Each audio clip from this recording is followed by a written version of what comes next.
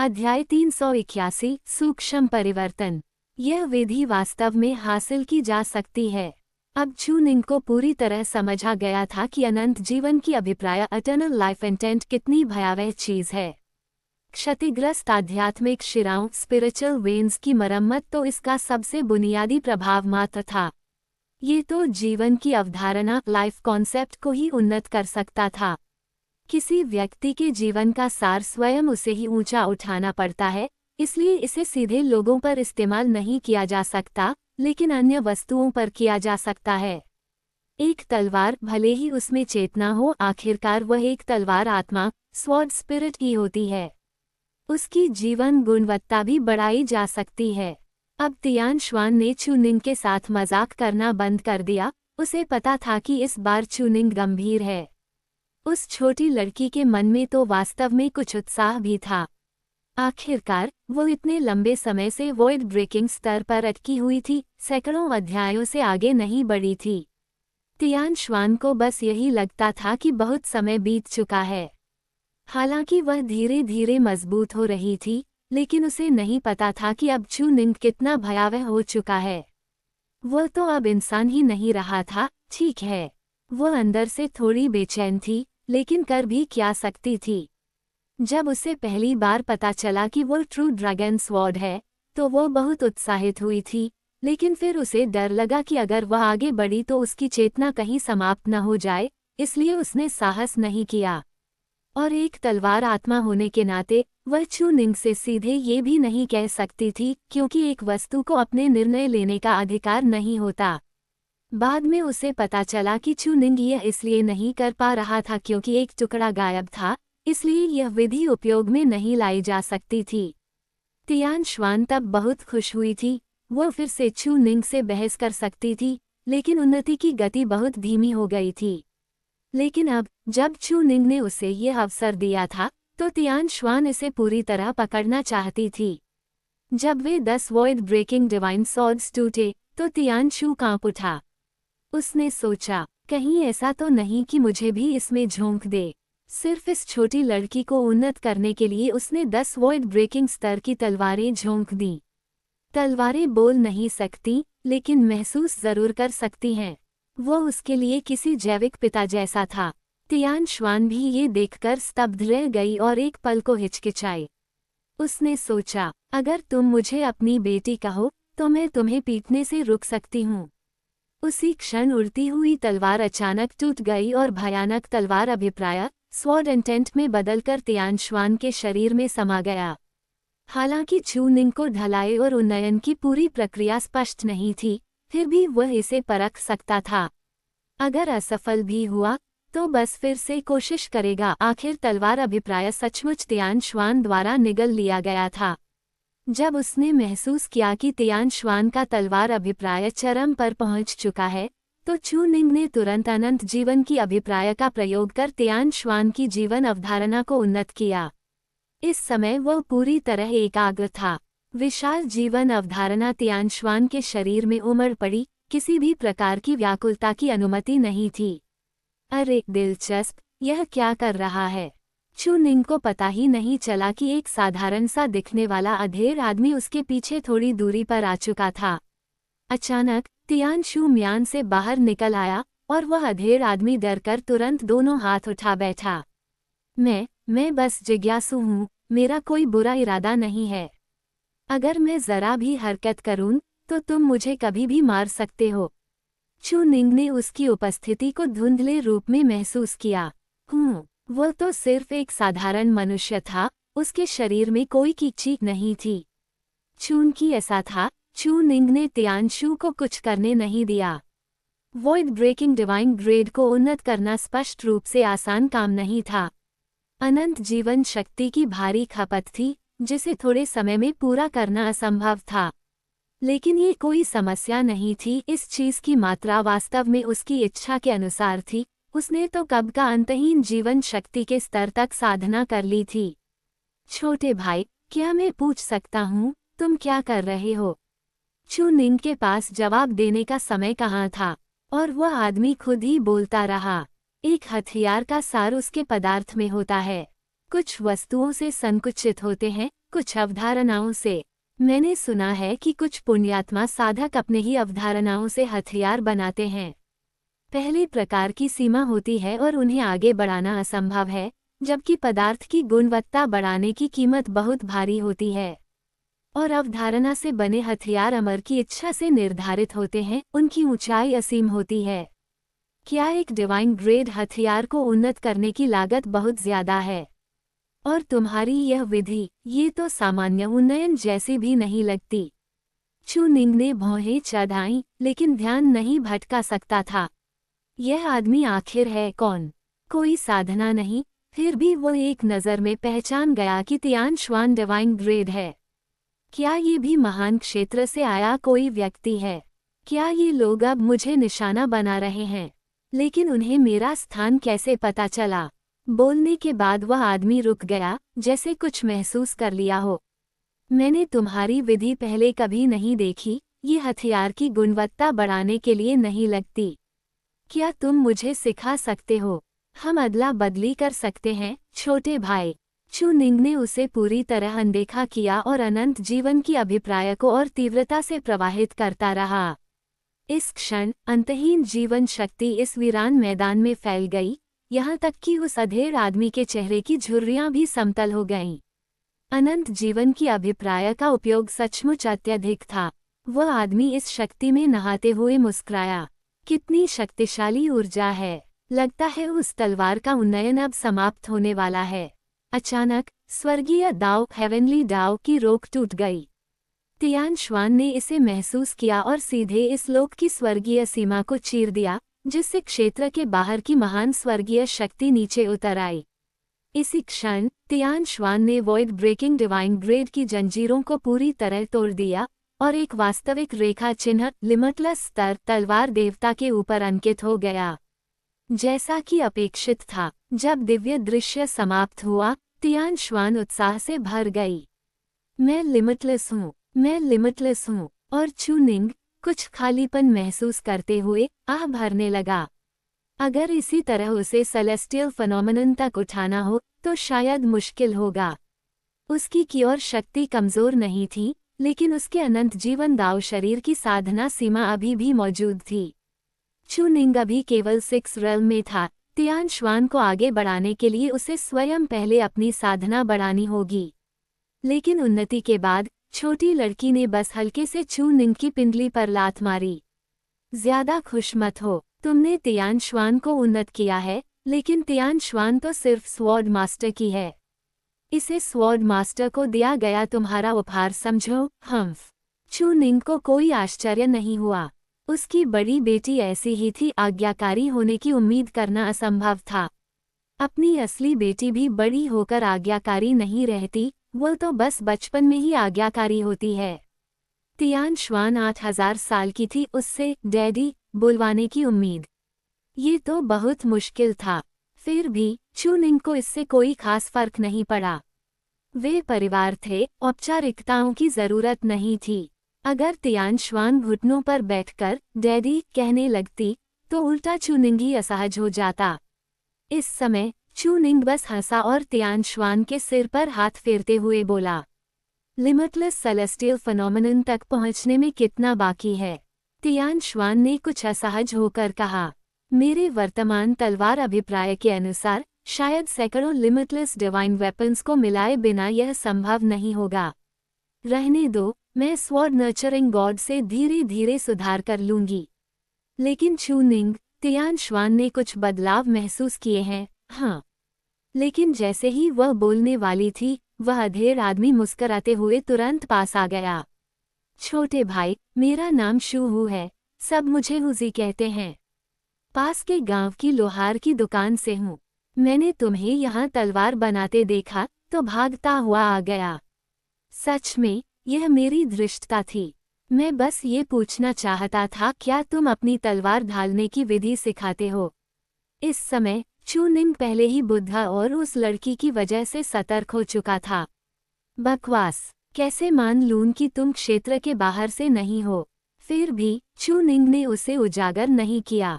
आखिर अगर वह ऐसा नहीं कहता तो वह अपनी पहचान छुपाने के और भी तरीके अपनाता।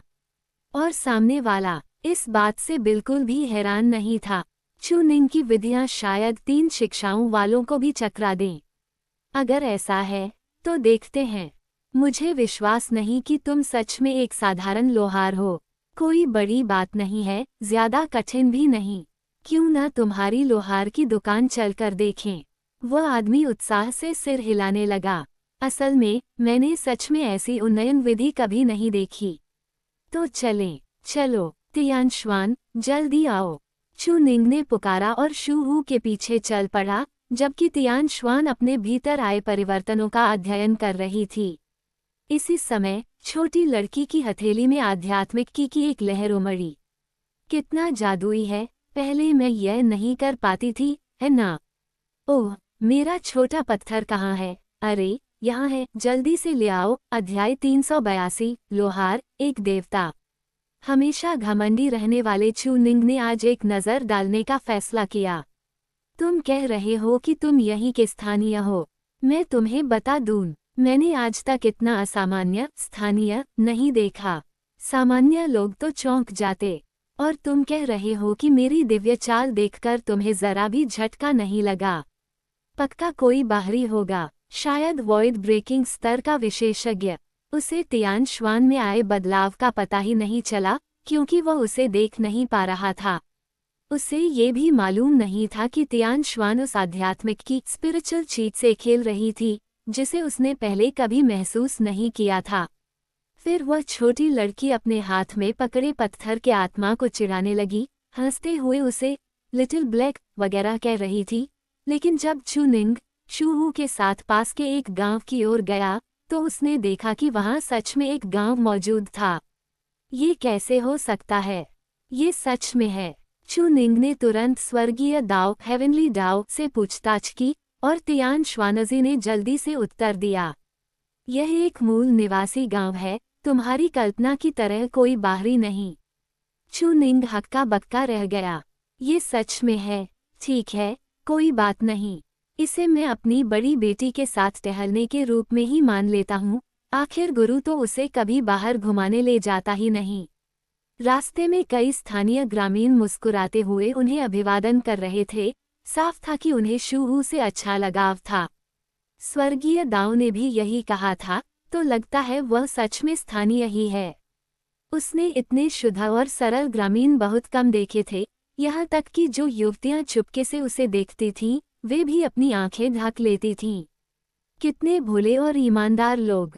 चू निंग के होठों पर मुस्कान आ गई, लेकिन तियानशुआन ने उसे याद दिलाया। ये औरतें स्वॉर्ड मास्टर जितनी सुंदर नहीं हैं। मैं तुम्हें सलाह देती हूँ कि अपनी कल्पना पर काबू रखो। क्या तुम्हारी नज़र में मैं ऐसा इंसान हूँ? चू निंग ने पूछा। तियानशुआन ने गंभीरता से सिर हिलाया। हूँ। अगर विश्वास नहीं होता तो लिटिल ब्लैक से पूछ लो। पत्थर की आत्मा, जिसके 2 छोटे छोटे पैर और नन्ही आंखें थीं, पहले तो खुशी खुशी सिर हिलाने ही वाला था, लेकिन चू निंग की घूरती नज़र पड़ते ही चुप हो गया। तियानशुआन नाराज हो गई, तुमने इसे डरा दिया। लिटिल ब्लैक भी यही सोचता है। बकवास है न? ये तो तुम्हारे द्वारा पाला गया पत्थर आत्मा है, स्वाभाविक है कि तुम्हारा ही पक्ष लेगा। हाँ, छोटे भाई की तलवार आत्मा वाकई काफी दिलचस्प है। चू निंग ने सिर हिलाया और सुधार किया। नहीं भाई शू, यह मेरी बेटी है। फिर उसने तियानशुआन की ओर देखा और पूछा कि क्या ये सच है। तियानशुआन ने मुठियां भींच ली और शर्म से भरे चेहरे के साथ सिर हिला दिया। आखिर उसने वादा किया था, और तियानशुआन अपने वादे से पीछे नहीं हटेगी। शूहू हंसा, कुछ नहीं बोला, और सचमुच उस आदमी और तलवार को एक लोहार की दुकान तक ले गया। लेकिन जैसे ही वे पहुंचे, चू निंग को फिर से शक होने लगा। स्थानीय लोहार की दुकान खुद तो सामान्य थी, लेकिन अंदर काम करने वाले शागिर्द, 3 युवा, गंभीर आंखों के साथ इस समय लोहे पर हथौड़े चला रहे थे। और वे तीनों युवा, तियानशुआन ने चू निंग की बांह खींची। वे दिव्य श्रेणी डिवाइन ग्रेड के आर्टिफैक्ट स्पिरिट्स हैं। वॉइड ब्रेकिंग दिव्य श्रेणी के आर्टिफैक्ट स्पिरिट यहाँ शागिर्द बनकर काम कर रहे हैं। दाऊजी महल भी इतना भव्य नहीं है, वहाँ तो केवल एक ही दिव्य श्रेणी का आर्टिफैक्ट है, मेंग तोंगटियन का तोंगतियन बैनर। और यहाँ कम से कम 3 आर्टिफैक्ट स्पिरिट लोहे पर हथौड़े चला रहे हैं। इसका मतलब यह नहीं कि इस लोहार की दुकान में 3 दिव्य श्रेणी के आर्टिफैक्ट हैं। चू निंग स्तब्ध रह गया। अंदर देखने पर उसने देखा कि कई छोटी लड़कियां अलग अलग काम कर रही थीं। शू हू को देखते ही सबने आदर से उसे गुरु कहा। चू निंग, ये सब 6 लोगों 6 रेल्म की तलवार आत्माएं हैं। ये लोहार साधारण नहीं लगता। चू निंग ने भौहें सिकोड़ते हुए सोचा। कोई आश्चर्य नहीं कि वह पहले ही तियानश्वान की दिव्य श्रेणी को पहचान गया था और दिव्य श्रेणी के आर्टिफैक्ट बनाने के 2 तरीकों का जिक्र भी कर चुका था। उसके पास सच में कौशल है, लेकिन देखने में वह तो बस एक साधारण मनुष्य लगता है। क्या कोई शक्तिशाली अस्तित्व अपनी आभा छिपाए हुए है? और जैसे ही वे अंदर गए, दीवारों पर दर्जनों दिव्य श्रेणी के आर्टिफैक्ट लटके हुए थे। अब तो चू निंग पूरी तरह संतुलन खो बैठा। क्या स्वर्गीय दाव ने तुमसे सांठ गांठ कर रखी है? तुम पक्के तौर पर स्थानीय नहीं हो, है न? तियानश्वान महाद्वीप भी इतनी संख्या में पैदा नहीं कर सकता। पहले तो सामग्री की समस्या, फिर निर्माण विधियां।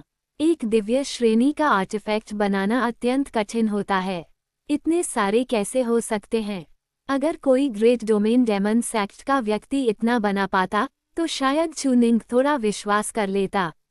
शू हू ने भी चू निंग की हैरानी देखी और मुस्कुराते हुए कहा, यहाँ बाहरी लोग कम ही आते हैं। ये सब मैंने यूं ही फुर्सत में बना लिए थे। छोटे भाई, तुम एक अमर इमॉर्टल हो, तो पहचान तो जरूरते होगे। मगर चौंकने की जरूरत नहीं, ये सच में ऐसे ही बनाए गए थे। चू निंग का चेहरा अविश्वास से भरा था। ये देख शू हू ने बाहर काम कर रहे 3 तलवार आत्माओं की कार्य मेज संभाली और साधारण महीन लोहे का एक टुकड़ा भट्टी में डाल दिया। चू निंग को समझ नहीं आया। आपको तो दीवार पर लटके दिव्य श्रेणी के आर्टिफैक्ट दिखाने चाहिए थे, फिर साधारण लोहा क्यों? आदमी ने सिर हिलाया, इशारा किया कि यह केवल तकनीक दिखाने के लिए है। इस क्षण तियानश्वान स्तब्ध रह गई। सामान्य दिव्य श्रेणी के आर्टिफैक्ट में आमतौर पर आत्मा नहीं होती। किसी आर्टिफैक्ट में आत्मा पैदा कर पाना उसकी गुणवत्ता के अत्यंत उच्च स्तर तक पहुंचने का प्रमाण है। मिंग तोंगटियन का तोंगतियन बैनर इतने वर्षों में भी आर्टिफैक्ट स्पिरिट पैदा नहीं कर पाया, क्योंकि वह उस स्तर तक नहीं पहुंच सका। लेकिन जब महीन लोहा लाल तपता हुआ, उस आदमी ने बिना किसी आध्यात्मिकी के उतार चढ़ाव के सीधे भारी हथौड़ा उठाया और कूटना शुरू किया। फिर भी चू निंग ने आंखें सिकोड़ लीं। दाव सक्रिय हो रहा था, चाहे जानबूझकर हो या अनजाने में। उस मध्य आयु के व्यक्ति के चारों ओर रहस्यमय दाव बह रहा था, और इस समय वह पूरी तरह तल्लीन था। हर वार में अपार ऊर्जा लगती प्रतीत होती थी, और हर हथौड़े की चोट लाल तपते लोहे पर दाव की छाप छोड़ जाती थी। एक साधक कल्टिवेटर। चू निंग को पूरा विश्वास हो गया। वह जो गढ़ रहा था, वह शायद केवल गांव वालों के लिए खेती के औजार नहीं थे। चू निंग ने ऐसी परिष्करण विधि पहले कभी नहीं देखी थी और पूरी तरह मंत्रमुग्ध हो गया। जब लोहे की तलवार काली हो गई, तो आदमी ने उसे फिर से भट्टी में डाल दिया। ये प्रक्रिया 3 बार दोहराई गई। लगभग 2 घंटे बीत गए, और इस दौरान चू निंग बिना पलक झपकाए देखता रहा। साधारण लोहा तीसरे दर्जे की महीन सामग्री में बदल गया। तीसरा दर्जा एक आर्टिफैक्ट स्पिरिट पैदा कर सकता है। अगर 7वां दर्जा हो, तो शायद कम से कम आधा महीना लगे। और 8वां दर्जा, न जाने मेरी क्षमता की कमी है या कुछ और, मैं आज तक एक भी नहीं बना पाया।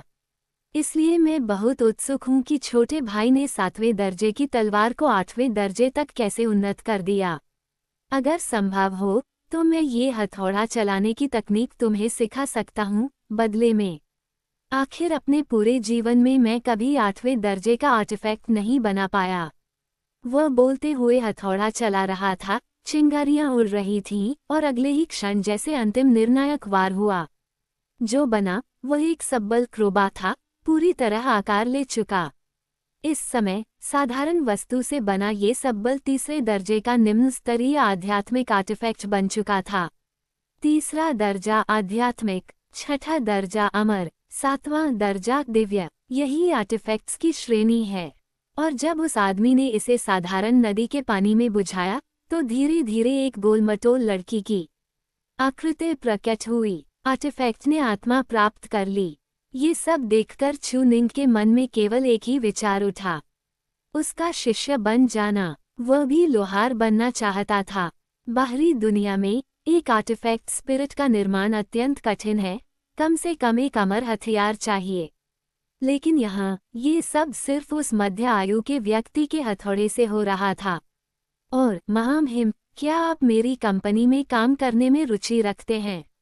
मैं आपको हथियार निर्माण शिखर वेपन फॉर्जिंग पीक का जनरल मैनेजर बना सकता हूँ। ये तो सचमुच एक देवता है। अध्याय 383। मुझे पता है, एक जगह है। ये सिर्फ चू निंग ही नहीं था, तियानश्वान भी समझ गई थी कि यह व्यक्ति असाधारण है। स्पष्ट रूप से उसकी साधना बहुत ऊंची नहीं लगती थी, और जिन सामग्रियों का वह ढलाई फोर्जिंग के लिए उपयोग कर रहा था वे भी अत्यंत साधारण थीं। फिर भी उसने आत्मा वाला एक जादुई अस्त्र कैसे गढ़ लिया? इसके अलावा क्या किसी अस्त्र का आध्यात्मिक बनना उस पोषण से गहराई से जुड़ा नहीं होता जो उसे मिलता है? सीधी बात करें तो दैत्य संप्रदाय, दाऊजी महल और तियानश्वान संप्रदाय के दिव्य स्तर के जादुई अस्त्र भी आध्यात्मिक स्तर तक नहीं पहुंचे थे। तियानश्वान तलवार बाहरी दुनिया में एक अत्यंत दुर्लभ आध्यात्मिक अस्त्र थी। चू निंग ने माथा रगड़ा, इस क्षण स्वयं को काफी असहाय महसूस करते हुए। ऐसा लगता है कि भले ही बाहरी दुनिया में साधना लोगों की ऊपरी सीमा अधिक हो, लेकिन वहाँ का दाव लोक दाव रंग यहाँ जितना ऊंचा नहीं है। वह मोटी सी लड़की खुद पत्थर उखाड़ने चली गई, मानो उसे अच्छी तरह पता हो कि वो एक लीवर टेक लगाने वाली की भूमिका निभा रही है। चू निंग और तियानश्वान ये दृश्य देखकर स्तब्ध रह गए, लेकिन शूहू को इससे कोई खास फर्क नहीं पड़ा। उसने बस समझाया, किसी अस्त्र का आध्यात्मिक बनना कोई बहुत जटिल प्रक्रिया नहीं है। बस अपने दाव को उसमें उंडेलना होता है और उसे संघनित करना होता है। छोटे भाई, तुमने भी देखा कि जिन अस्त्र आत्माओं को मैंने गढ़ा है वे कई पहलुओं में मुझसे मिलती जुलती हैं। बाहर की 3 दिव्य स्तर की जादुई अस्त्र आत्माएं, जो लोहार थीं, लगभग हूबहू शूहू जैसी दिखती थीं। उनका मुख्य ध्यान बस कड़ी मेहनत से ढलाई करने पर था, एकाग्रचित। अंदर की वे अस्त्र आत्माएं, जो सामान सहेजने और छोटे मोटे काम कर रही थीं, या तो सांवले युवक थे या गोल मटोल आकृतियां। उनके स्वभाव भी सचमुच अपने निर्माता से मिलते जुलते लगते थे। उस व्यक्ति ने फिर अपने अनुभव साझा करने शुरू किए। एक साधारण हथियार का आध्यात्मिक बनना अपने सार को उसमें उड़ेलने जैसा है। जितना शुद्ध वह सार होगा, उतना ही शक्तिशाली वह स्वाभाविक रूप से बनेगा। चू निंग ने हंसते हुए पूछा, तो फिर भाईशू की ढलाई तकनीक? इसे ढलाई तकनीक कहना भी ठीक नहीं। मैंने बस खुद ही समझ लिया, इसमें कुछ खास नहीं है। तुम दोनों अंदर आओ, चाय पीते हैं, और अभी जो तकनीक तुमने दिखाई उसे भी साझा करो। वह चू निंग को यहाँ इसलिए लाया था, ये साफ था, न कि उसकी प्रशंसा सुनने के लिए, बल्कि इसलिए क्योंकि वह एक बात गहराई से समझता था। वह चू निंग की आध्यात्मिक उन्नयन की विधि प्राप्त करना चाहता था, इसलिए उसे बदले में कुछ देना ही था। जब उसने देखा कि सामने वाला आध्यात्मिकरण में काफी रुचि रखता है, तो उसने सोचा, ठीक है, मैं उसे ये दे देता हूँ। बदले में तुम यहाँ के सारे खजाने ले जाओ। उसे उस कमरे भरे दिव्य स्तर के जादुई अस्त्रों की चाह नहीं थी, वह तो बस एक 8वें लोक का दिव्य हथियार गढ़ना चाहता था। अपने जीवन में उसने अभी तक एक भी नहीं गढ़ा था, और यह उसके लिए एक बड़ा पछतावा था। कुछ देर बाद कमरे में चू निंग ने तियानश्वान को गले लगाया, उसके सिर को सहलाते हुए हंसकर समझाने लगा। चू निंग इन बातों को छिपाने वाला नहीं था। वह ऐसा व्यक्ति था जो dragon elephant suppressing prison strength जैसी मूल साधना तकनीकें भी दे सकता था, तो फिर इन बातों की उसे क्या परवाह। मैंने एक बात खोजी है, जब जीवन का सार ऊंचा होता है तो चीजों का स्तर भी ऊपर उठ जाता है। तुम किसे चीज कह रहे हो? तियानश्वान की बात सुनकर चू निंग भी असहाय हो गया। तुम अपने तलवार स्वामी की तरह इतनी चिड़चिड़ी क्यों हो? ठीक है, मैं तुम्हारी बात नहीं कर रहा था। शूहू दूसरी ओर बिना पलक झपकाए पूरी तन्मयता से सुन रहा था। पौधे और कंकड़ जब उनके जीवन की गुणवत्ता ऊंची हो जाती है तो वे आध्यात्मिक बन सकते हैं। मुझे यह विधि पहले नहीं पता थी। मैंने बस कई वॉइड ब्रेकिंग दिव्य हथियारों को मार्गदर्शक की तरह इस्तेमाल किया, उन्हें तोड़ा, फिर तलवार चीक स्वॉर्ड ची को त्यानश्वान के शरीर में डाला और फिर चरम पर मैंने उसके जीवन सार को उन्नत किया। शू हू समझ गया। तो फिर जीवन सार को ऊंचा करने की यह विधि क्या छोटे भाई इसे साझा कर सकते हैं? आखिरकार तुम्हारी इस बड़ी लड़की के जीवन का स्तर तो पहले ही बढ़ चुका है। शू हू ने त्यानश्वान को देखा और अचानक मुस्कुरा दिया। अब तो ये सच में इंसान जैसी दिखती है। चू निंग को लगा शू हू मजाक कर रहा है। तलवार आत्मा इंसान जैसी कैसे हो सकती है? लेकिन अचानक उसने देखा कि त्यानश्वान जिस आध्यात्मिक अस्त्र से खेल रही थी और वह इतना चौंक गया कि तुरंत सीधा बैठ गया। नहीं हो सकता, तुम बड़ी हो गई। पहले ही तुम्हारे पास आत्मा थी, फिर मैंने तुम्हें जीवन दिया और अब तुम आत्मा के ऊपर आत्मा बन गई हो। त्यानश्वान, तुमने पहले क्यों नहीं बताया? तुम सच में इंसान बन गई। त्यानश्वान ने हैरानी से पूछा। कौन सा इंसान? उसे खुद नहीं पता था। उसने तुरंत उड़ती हुई तलवार का रूप लिया, कमरे में एक चक्कर लगाया, फिर अचानक फिर से युवती के रूप में लौट आई, सीधा चू निंग को घूरते हुए। तुम्हें लगता है मैं बड़ी हो गई? अगर त्यानश्वान सच में बड़ी हो गई होती तो क्या उसका पहला काम तुम्हारी स्वेलोइंग हेवन मैजिक स्किल छीनकर पागलों की तरह साधना करना नहीं होता? वह अभी सिर्फ आध्यात्मिक ची को नियंत्रित कर सकती थी, वह सच में इंसान बनने के स्तर तक नहीं पहुंची थी। लेकिन शू हू ने बात को एक अलग ही स्तर से देखा। छोटी लड़की, तुम कोशिश कर सकती हो, क्या तुम अपनी ही तलवार को थाम सकती हो? हालांकि मैंने ऐसी आध्यात्मिक तलवार आत्मा कभी नहीं देखी, लेकिन मैं इसके मूल को समझ सकता हूँ। तुम्हारी वर्तमान अवस्था शायद तलवार आत्मा से इंसान बनने की असीम निकटता है, लेकिन तुम इंसान नहीं हो, क्योंकि तलवार ही तुम्हारी नींव और सार है जो तुम्हें पूरी तरह इंसान बनने से रोक रही है। लेकिन तुम्हारी आध्यात्मिकता स्वयं एक तलवार आत्मा से भी ऊंची है, इसलिए संभव है कि तुम अपनी ही तलवार की धारक बन सको। चू निंग ये सुनकर स्तब्ध रह गया। त्यानश्वान अब आध्यात्मिक ची का उपयोग और नियंत्रण कर सकती थी। ये तो सिर्फ स्तर बढ़ने से कहीं अधिक था। ये तो आत्मा के भीतर आत्मा बनना था। और शू हू के शब्दों ने चू निंग को और भी झकझोर दिया, अपनी ही तलवार की धारक।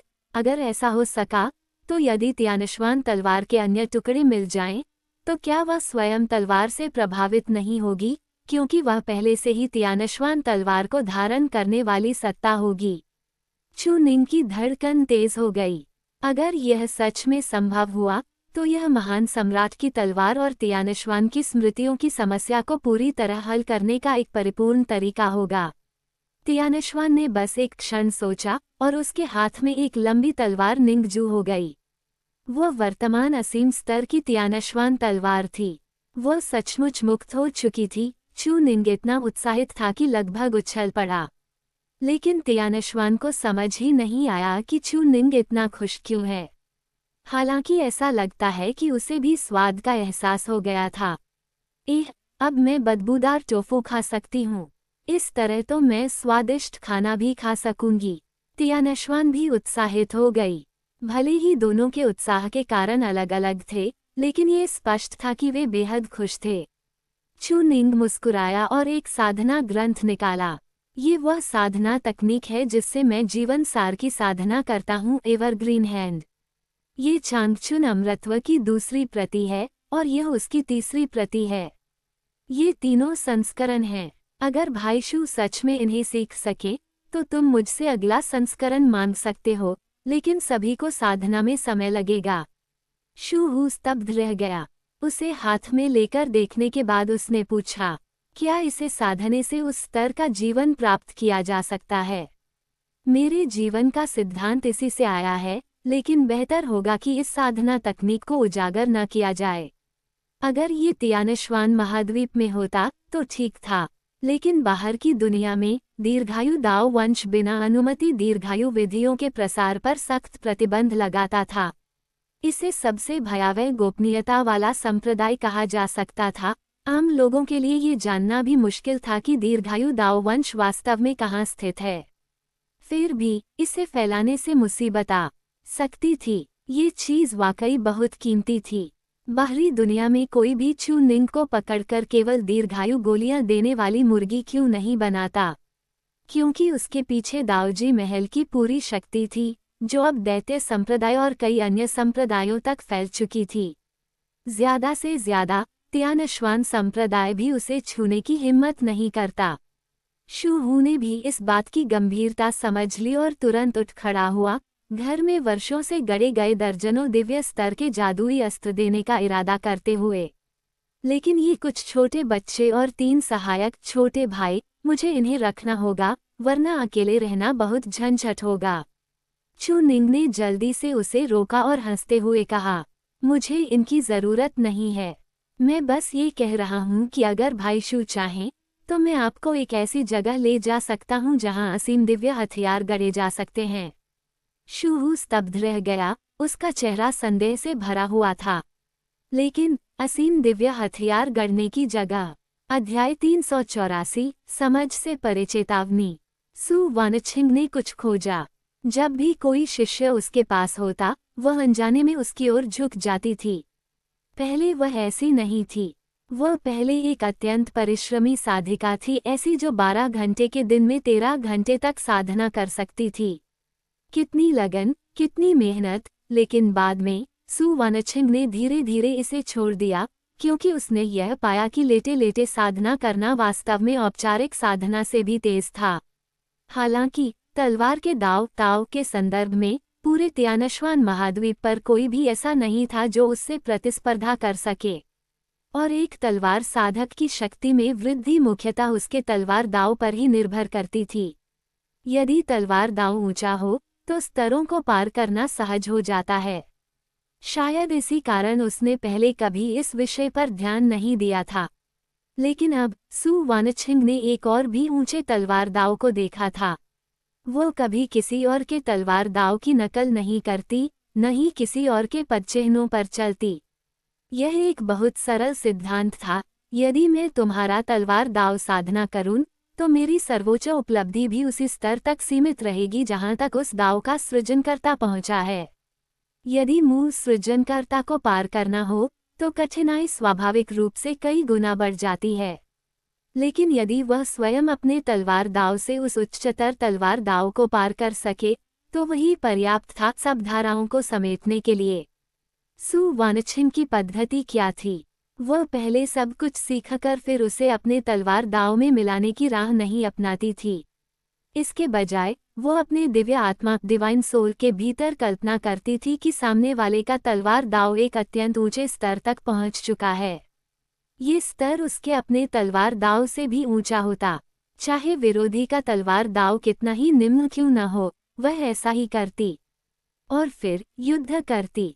जब शिष्य आसपास नहीं होते तो कोई उसके कान में फुसफुसाने वाला नहीं होता और स्वाभाविक रूप से उसका मानसिक अवस्था अत्यंत स्पष्ट हो जाती। ऊपर से पेट भर खाने के बाद उसके पास साधना के लिए और भी अधिक ऊर्जा होती। वह काल्पनिक तलवार दाव जो उसके अपने से केवल एक स्तर ऊंचा होता, उसके हृदय तलवार हॉट स्वॉर्ड का प्रतिद्वंद्वी बनता। वे तब तक युद्ध करते रहते जब तक चू निंग विरोधी के तलवार दाव को भेदने का तरीका न खोज ले। फिर वो विरोधी की कठिनाई और बढ़ा देती। यदि इस मार्ग का कोई अंत न हो तो वो इसे निरंतर आगे बढ़ाती, लगातार नई अंतर्दृष्टियां प्राप्त करती। वो कब रुकेगी? जब उसके द्वारा कल्पित तलवार दाव अपनी अंतिम सीमा तक पहुंच जाएगा। यहाँ तक कि जब वो विरोधी की तलवार चालों की कल्पना भी न कर सके या यह न समझ पाए कि विरोधी का तलवार दाव और कितना ऊंचा हो सकता है, तभी वह अंत होगा। सु वानछिंग, जिसके चारों ओर प्रचंड तलवार इच्छा उमड़ रही थी, आंखें बंद किए पूरी तरह साधना में लीन थी। कभी कभी उसके शरीर पर तलवार के घाव उभर आते, कभी उसकी तलवार इच्छा इंद्रधनुष की तरह चमक उठती और वह अपने जीवन भर की तलवार दाव की समझ से उस दानवी तलवार का सामना करती। ये प्रक्रिया बहुत बहुत लंबी चल सकती थी। शायद इससे शिष्य को कुछ कष्ट होता, लेकिन यदि वह अभी मेहनत न करे तो बाद में कष्ट उसी को होगा। वो नहीं चाहती थी कि चू निंग को पीछे से उसे धक्का देना पड़े। तेज होती तलवार इच्छा और गहराता हुआ हत्या का भाव चारों ओर फैल गया। एक सच्चे प्रतिभाशाली व्यक्ति की साधना पद्धति कुछ ऐसी थी जिसकी कल्पना चू निंग करने की हिम्मत भी नहीं करता था। बाहरी दुनिया में लोग सोचते थे कि जब सु वानछिंग तलवार सीखती थी तो वह केवल अन्य तलवार साधकों से ही अभ्यास करती थी। उन्हें कैसे पता होता कि सु वानछिंग विरोधी के तलवार दाव को प्राप्त करने के बाद उसे अपने दिव्य आत्मा में निरंतर विश्लेषित करती और तब तक नहीं रुकती जब तक उसे उसकी चरम असंभव सीमा तक न पहुंचा दे।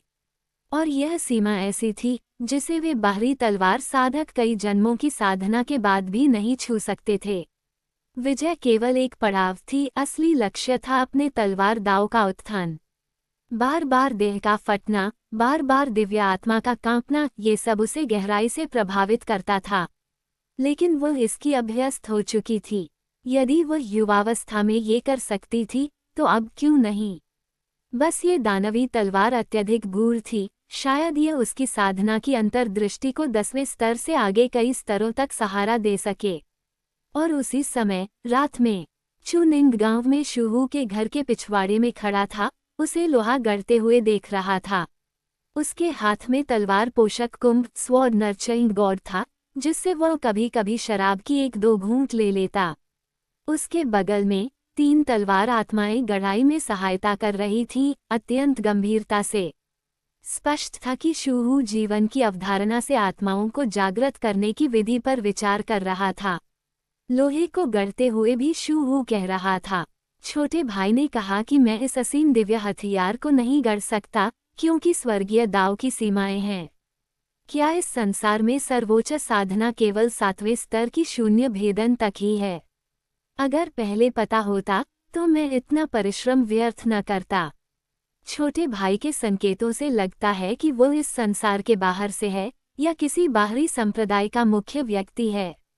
मुझे नया संप्रदाय स्थापित करने की जरूरत नहीं है, बस एक ऐसी जगह चाहिए जहां मैं कलाकृतियां गढ़ सकूं। लेकिन ये संसार सच में रहस्यमय है, आसमान के ऊपर भी आसमान है। मैं सच में कुएं का मेढक रहा हूँ। शूहू मुस्कुराया और जीवन की अवधारणा से लोहे को शांत करता रहा। सामने वाला स्पष्ट रूप से एक साधक था, लेकिन उसका स्तर चू निंग उसकी वास्तविक पृष्ठभूमि को समझ नहीं पा रहा था। वह आध्यात्मिकी को नियंत्रित करने में भी मुश्किल महसूस कर रहा था और अनंत वसंत साधना तकनीक के माध्यम से अभी अभी देह परिष्कार स्तर पर पहुंचा था, हालांकि उसकी प्रगति बहुत तेज थी। फिर भी वह दिव्य स्तर की वस्तुएं गढ़ सकता था। चू निंग के सामने सब कुछ उसे अत्यंत भ्रमित कर रहा था, फिर भी वह इस व्यक्ति की शक्ति पर विश्वास किए बिना नहीं रह सका। वह देखने में एक अनपढ़, खुरादुरा आदमी लगता था, लेकिन ऐसी बातें कहता था जिन्हें चू निंग अपने सीमित अनुभव में समझ नहीं पाता था। यहाँ तक कि प्रणाली सिस्टम भी यह निर्धारित नहीं कर सकी कि वो किस प्रकार की गढ़ाई विधि का उपयोग कर रहा था, या शायद ये कोई विधि थी ही नहीं। क्या ये केवल एक कौशल था? क्या वह इस कार्य के लिए स्वाभाविक रूप से जन्मा था? फिर भी चू निंग को लगा कि ऐसे दिव्य अस्तित्व को दाऊजी महल में भर्ती करना ही पर्याप्त उपलब्धि थी। इस समय वो सच में पूरी गंभीरता से गढ़ाई को देख रहा था। आग की रोशनी और हथौड़े की आवाज लगातार गूंज रही थी, जिससे चू निंग विस्मित हो गया। लेकिन तभी घर से अचानक एक स्त्री बाहर आई। उसकी काया सुडौल थी, पर उसकी आंखों में गहरी ठंडक झलक रही थी। चू निंग ने उसकी उपस्थिति महसूस करते ही होश संभाला और उसे देखकर चकित रह गया। गांव में ऐसी सुंदर स्त्री! वह पहले से ही सौंदर्य सूची की अनुपम सुंदरियों के बराबर थी। हालांकि चू निंग ने घूर कर नहीं देखा, बस एक नजर डाली और देखा कि वह स्त्री आगे बढ़कर शूहू के माथे से पसीना पोंछने लगी। शूहू हंसा और बुदबुदाया, पत्नी, तुम आराम नहीं करोगी। ये छोटा भाई इस संसार के बाहर से है। उसने कहा है कि वह मुझे ऐसी जगह देगा जहां मैं और ऊंचे दर्जे के हथियार गढ़ सकूं। मैं हमारा सामान समेटूंगा और जल्द ही यहाँ से चलने की तैयारी करूंगा। तुम मुझे जानती हो, मुझे बस लोहे की गढ़ाई से प्रेम है। उस स्त्री ने कुछ नहीं कहा, बस अचानक मुड़कर चू निंग की ओर घूरा। उस एक क्षण में चूनिंग ने अपने हृदय की गहराई से एक खतरे का अनुभव किया, और वह खतरा महान क्षेत्र दानव संप्रदाय की उस युवती से भी अधिक तीव्र था। मैं तुम्हें कहीं भी जाने से नहीं रोकूंगी, मैं तुम्हारे साथ चलूंगी, लेकिन तुम्हें समझदार होना होगा और किसी पर भी आसानी से भरोसा नहीं करना चाहिए। ये कहकर वह मुड़ गई और भीतर चली गई, चूनिंग को संदेहों से भरा छोड़ते हुए। क्या वह उसे चेतावनी दे रही थी? शूहू को भी कुछ अजीब सी सतर्कता महसूस हुई। छोटे भाई, ऐसा तो नहीं कि तुम्हारी मेरी पत्नी पर नजर है? अगर ऐसा हुआ तो मैं सच में तुम्हारे साथ जान की बाजी लगा दूंगा। नहीं, बिल्कुल नहीं। मुझे बस लगा कि भाभी शायद यहाँ से जाने के लिए इच्छुक नहीं हैं। औरतें क्या जानती हैं? वे पढ़ना लिखना भी नहीं जानती। उसकी परवाह मत करो, जब मैं लौटूंगा तो तुम्हारे लिए उसे एक सबक सिखाऊंगा, लेकिन तुम बेहतर होगा कि उस पर कोई नजर न डालो। चूनिंग बेबस होकर बोला, तुम कैसी बातें कर रहे हो? मैं वैसा इंसान नहीं हूँ। किसकी पत्नी नहीं होती? शूहू बार बार सिर हिलाने लगा, फिर निश्चिंत हो गया। और फिर वो फिर से लोहे की गढ़ाई में लग गया। अध्याय 385 अभ्यास। ढलाई फोजिंग के दाव के बारे में मेरे पास ज्यादा कुछ कहने को नहीं है, लेकिन मैं इसका सार बता सकता हूँ। ये पूर्ण तल्लीनता के बारे में है। मुझे नहीं पता क्यों, लेकिन जब मैं पूरी तरह एकाग्र होता हूँ तो मुझे लगता है कि मैं एक अत्यंत गहन अवस्था में प्रवेश कर रहा हूँ। मैं अपने पूरे अस्तित्व को इस कॉन्सेप्ट में प्रवेश करते हुए महसूस कर सकता हूँ। हालांकि अगर मैं इसे सीधे शब्दों में समझाने की कोशिश करूँ तो ये कठिन हो सकता है, फिर भी मैं अपनी पूरी कोशिश करूँगा कि इस तकनीक को प्रदर्शित कर सकूँ। हम इसे सीख पाते हैं या नहीं, यह आप पर निर्भर है। ये कहने के बाद वह फिर से हथौड़ा चलाने लगा। चूनिंग ने ध्यान से देखा, लेकिन सिस्टम किसी भी विधि या सिद्धांत का सार निकालने में असमर्थ रहा। इसके अलावा चूनिंग ने लगभग कभी भी दूसरे पक्ष के पास मौजूद इस तरह के फोजिंग दाव को नहीं देखा था। ऐसा लगता था कि यह कौशल मूल रूप से दूसरों को सिखाया ही नहीं जा सकता, शायद वह जन्म से ही लोहार था। लेकिन कोई बात नहीं, दूसरे पक्ष ने इस दुनिया को साथ छोड़ने पर सहमति दे दी थी। ऐसे लोहार के साथ दाऊजी पैलेस की समग्र शक्ति भी बढ़ सकती थी। इस समय शूहू पहले ही कई हथियार बना चुका था, और हर बार वह चूनिंग की ओर देखता, झिझकते हुए पूछता कि क्या उसने कुछ सीखा है या नहीं। चूनिंग ने बेबसी से सिर हिलाया, शायद ये कोई तकनीक नहीं है, बल्कि भाई शू स्वभाव से ही इस मार्ग में दक्ष हैं। कुछ चीजें सच में अर्जित प्रयासों से हासिल नहीं की जा सकती। जैसे सु वानछिन की तलवार, वह भी चूनिंग की पहुंच से परे थी। दोनों के दांव अलग थे और अपने अपने अनुकूल मार्ग देखना ही बेहतर था। शूहू हंसा और सिर हिलाया, कोई बात नहीं। अगर मैं 7वें दर्जे का हथियार बनाना चाहूँ तो शायद 1 महीना लग जाए। छोटा भाई थोड़ा बहुत सीख भी ले तो भी इतने कम समय में इस स्तर तक नहीं पहुँच पाएगा। मेरी पत्नी ने कहा है कि जो चीज़ें मैं बनाता हूँ वे काफ़ी कीमती होती हैं। दरअसल मैं जानता हूँ कि छोटा भाई चाहता है कि मैं तुम्हारे तथाकथित दाऊजी पैलेस में शामिल होकर संप्रदाय के लिए ढलाई करूँ। लेकिन चूंकि तुमने मुझे यह विधि सिखाई और उच्च स्तरीय हथियार बनाने का अवसर दिखाया, तो मैं स्वाभाविक रूप से मना नहीं कर सकता। आखिरकार मेरी एकमात्र साधना ढलाई ही है, लेकिन सच कहूँ तो मैं इन चीज़ों का ज़्यादा उपयोग नहीं करता। भविष्य में अगर तुम्हें कोई अच्छी सामग्री मिले तो इस बूढ़े भाई का ख्याल रखना। चूनिंग ने तुरंत हाथ जोड़कर कहा, जो कुछ भी मदद कर सके उसे यथासंभव पूरा किया जाएगा। मैं ये भी स्वीकार करता हूँ कि मेरी ये मंशाएं हैं, लेकिन इस स्वर्गीय दाव की सीमाएं यही निर्धारित हैं। तूपो करना शायद बहुत कठिन होगा। वो व्यक्ति मुस्कुराया और सिर हिलाया, इसे परस्पर लाभ समझो, इसमें कुछ भी नहीं है। क्या भाभी नहीं चाहती कि भाई शू बाहर जाएं? पत्नी का जिक्र होते ही वह व्यक्ति भी आह भरने लगा। कई साल हो गए हैं। वह कहती है कि उसे यहीं रहना पसंद है, इसलिए मैं भी उसके साथ यहीं रहता हूँ। लेकिन जब उच्च स्तरीय हथियारों की ढलाई की बात आती है तो वह शायद मना न करे। बस वह थोड़ी ठंडी है, पर उसका स्वभाव इतना बुरा नहीं है। चू निंग ने सोचा और महसूस किया कि बात इससे ज्यादा है। वो महिला काफी रहस्यमय लग रही थी, लेकिन चू निंग ने ज्यादा पूछना नहीं चाहा। आखिर किसी की पत्नी के बारे में बार बार पूछना किसी को भी गलत इरादों का संदेह करा सकता है, और पूछने की जरूरत भी नहीं थी। चू निंग मूल रूप से स्वयं सीखना चाहता था, और अगर नहीं सीख पाया तो दूसरे को बाहर लाने का अवसर देख लिया। दोनों उद्देश्य पूरे हो गए। ऊपर से सामने वाला भी इन बातों की परवाह नहीं करता था, इसलिए किसी पर जोर नहीं था।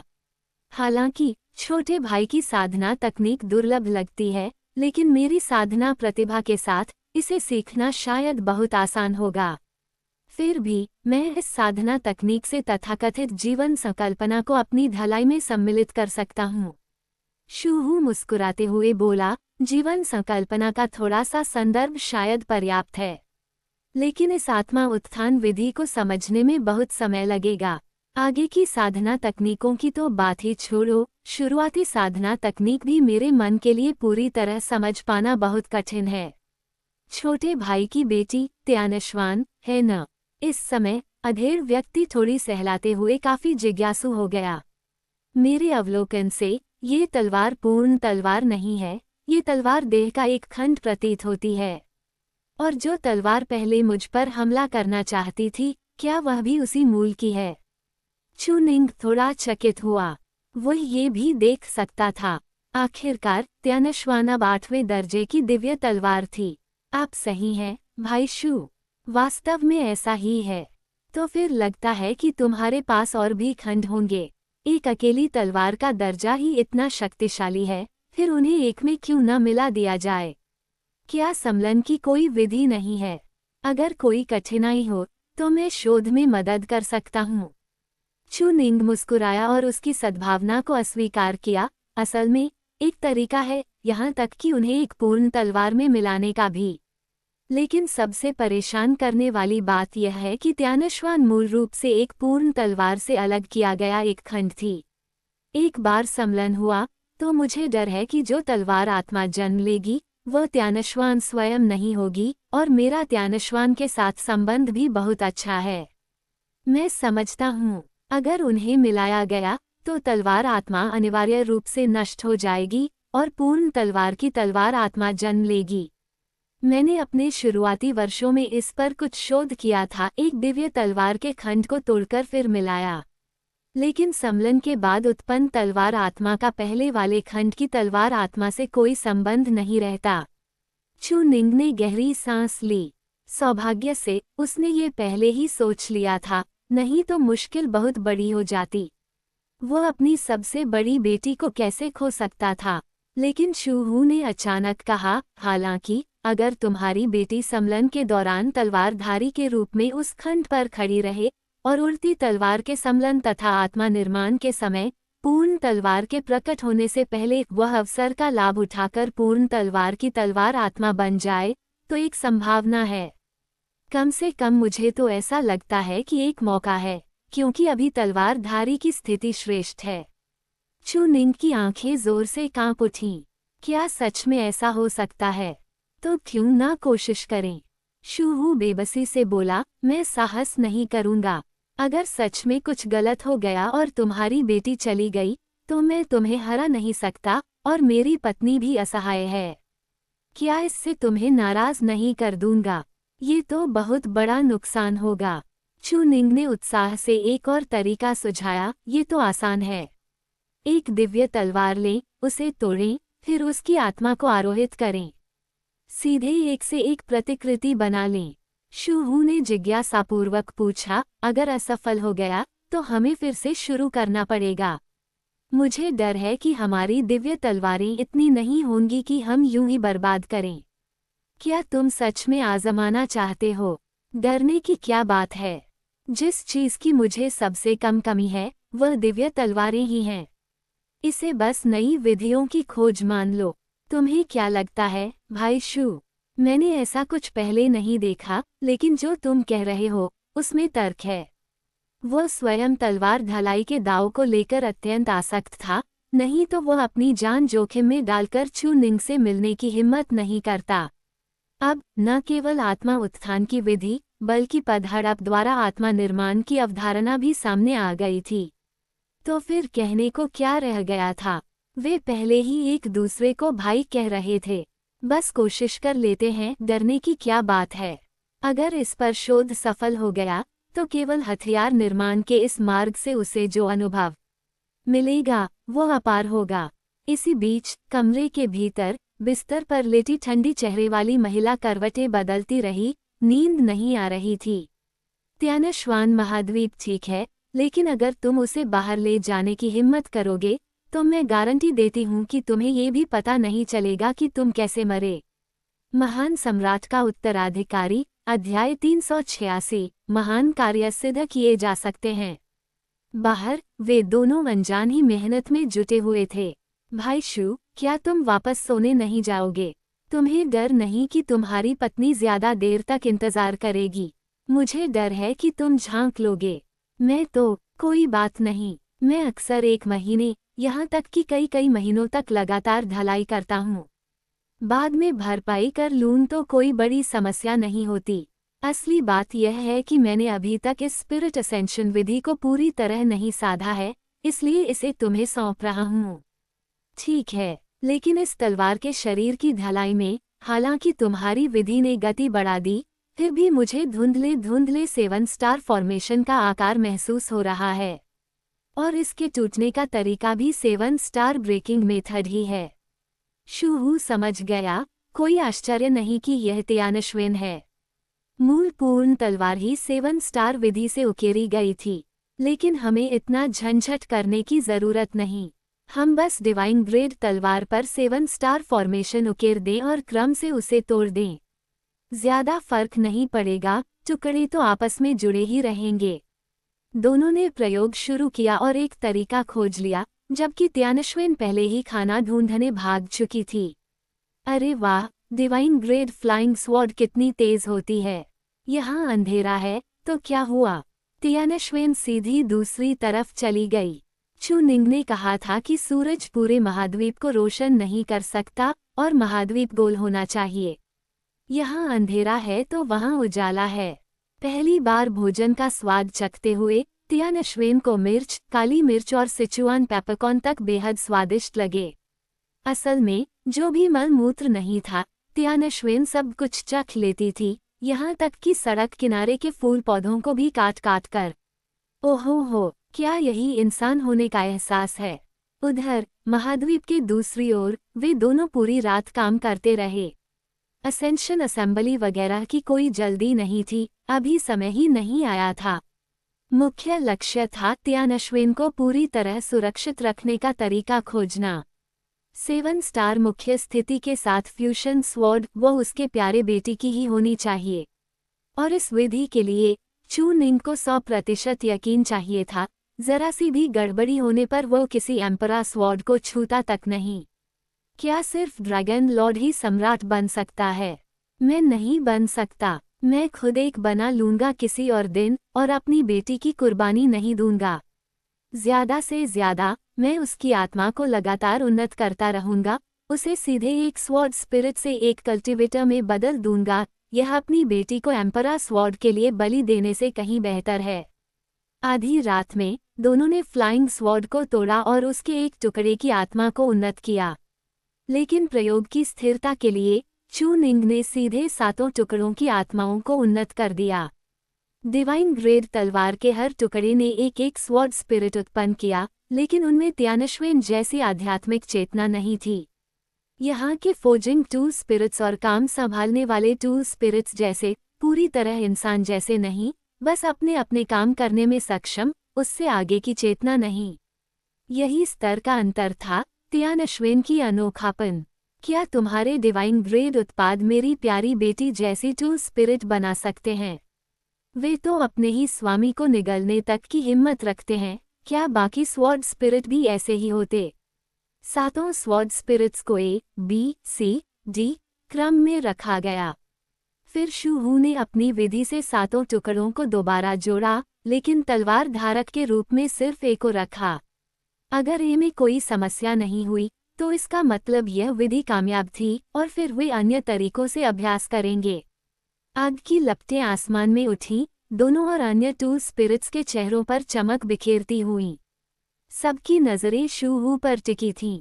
छोटे नमूने से तुलना कर सही विधि ढूंढना, वरना इसे त्यानश्विन को देना बिल्कुल असंभव था। और अगर ये तरीका भी सफल रहा तो चूनिंग ट्रू ड्रैगन स्वॉर्ड फोर्जिंग विधि से इसे परखेगा। स्वर्गीय दाव और पृथ्वी दाव का सम्मिलन, 7 स्टार फॉर्मेशन का निर्माण।